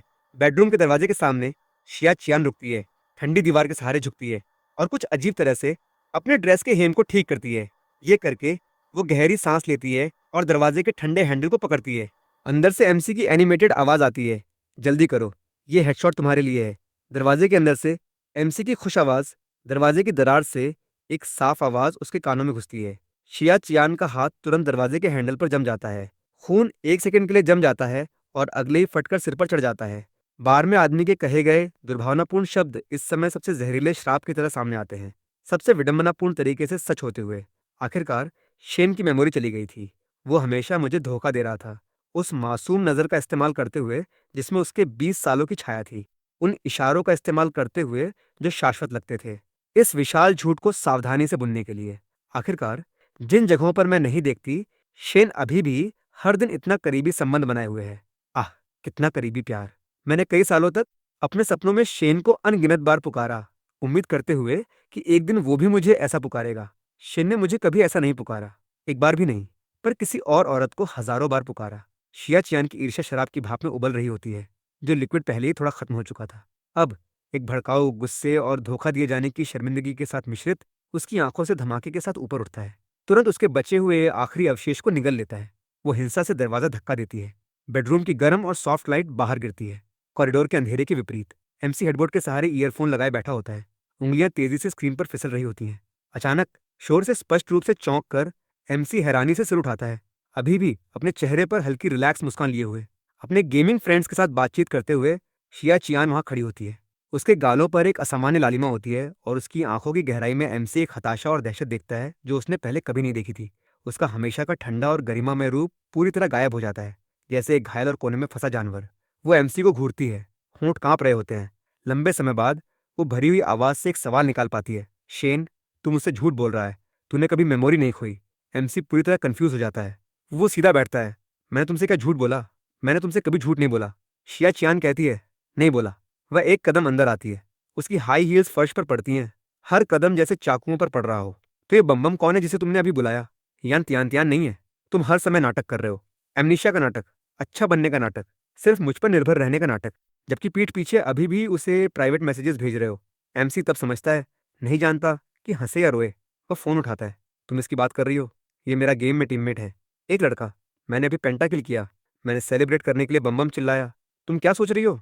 शियाचियान के कदम अचानक रुक जाते हैं। उसका ज्यादातर गुस्सा गायब हो जाता है। उसकी आंखों की आग कम होने लगती है, शौक में बदल जाती है। वो एमसी के फोन की स्क्रीन को देखती है, गेम दिखाते हुए।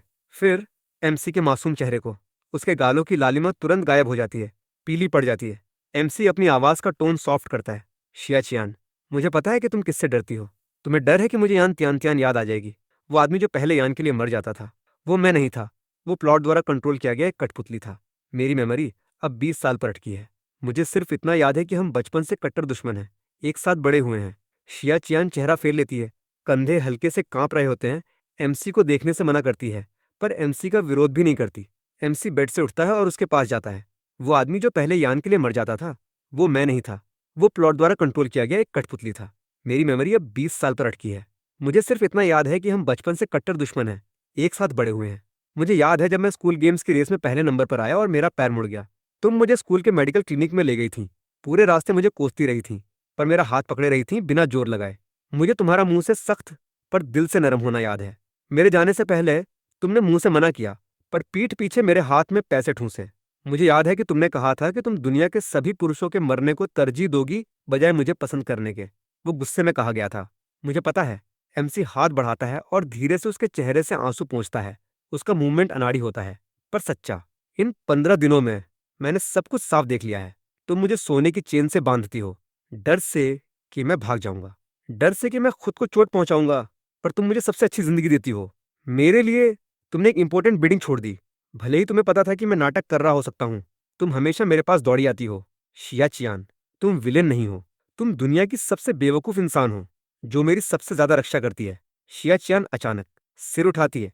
गर्म आंसू एमसी के हाथ की पीठ पर गिरते हैं, जलाते हुए। शिया चियान पूछती है, तुम सच में यान त्यान त्यान को और नहीं ढूंढोगे? एमसी कहता है, मैं उसे क्यों ढूंढूंगा?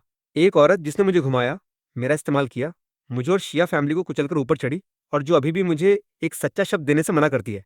मुझे पागल होना पड़ेगा अगर मैं उसे फिर से छूऊं। वो अतीत का आदमी मैं नहीं था, अब मैं खुद हूं।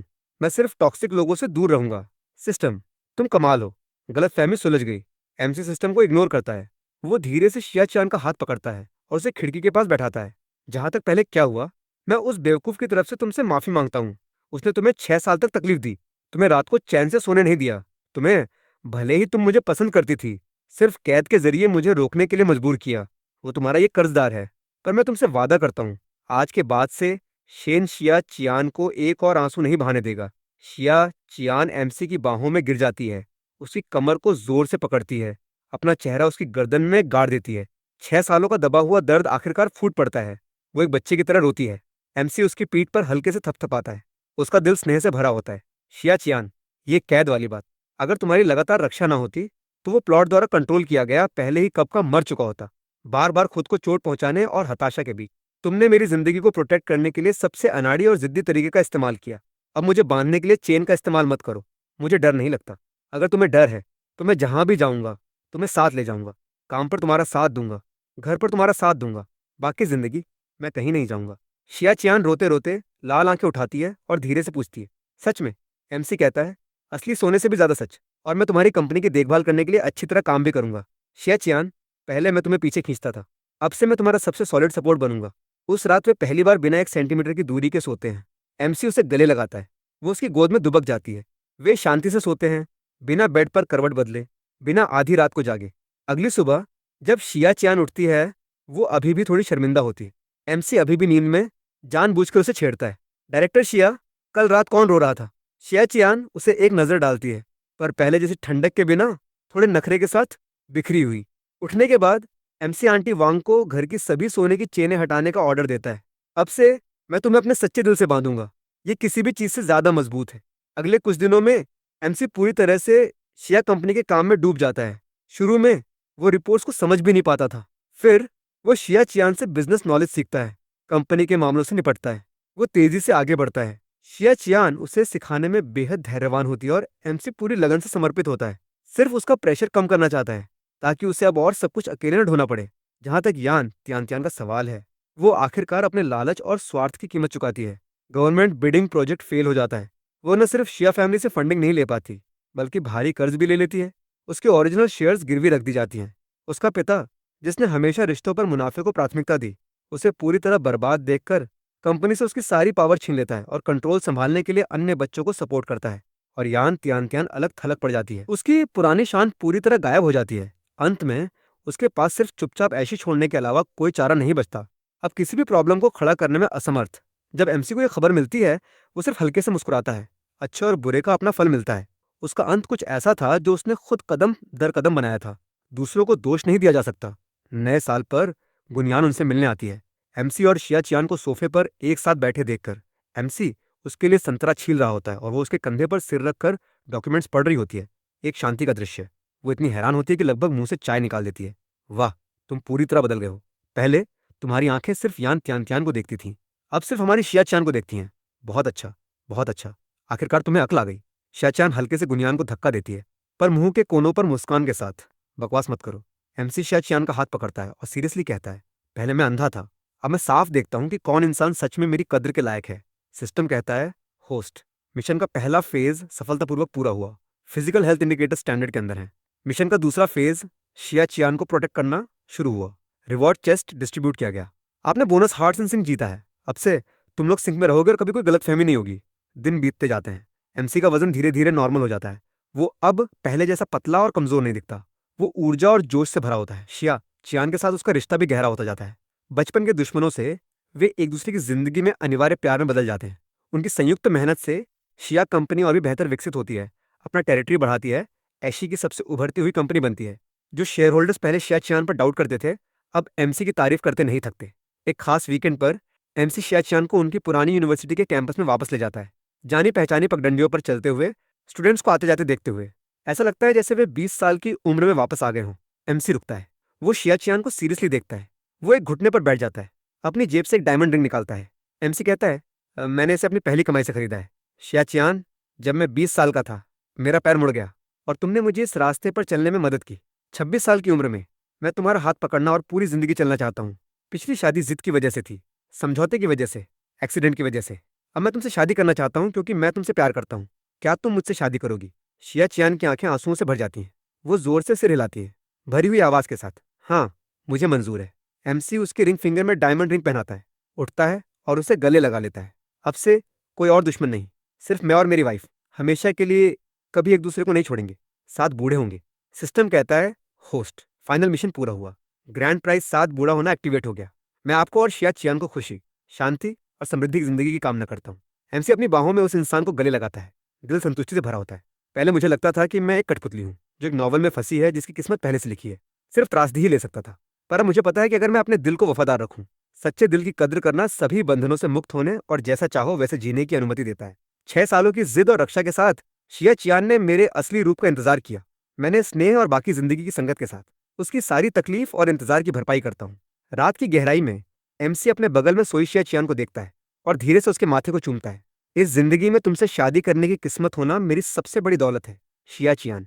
मेरी बाकी जिंदगी के लिए, चाहे तूफान हो या शांति, चाहे गरीबी हो या दौलत, मेरे दिल की कोमलता तुम्हारे लिए होगी और मेरी नजरें तुम्हारी तरफ मुड़ेंगी।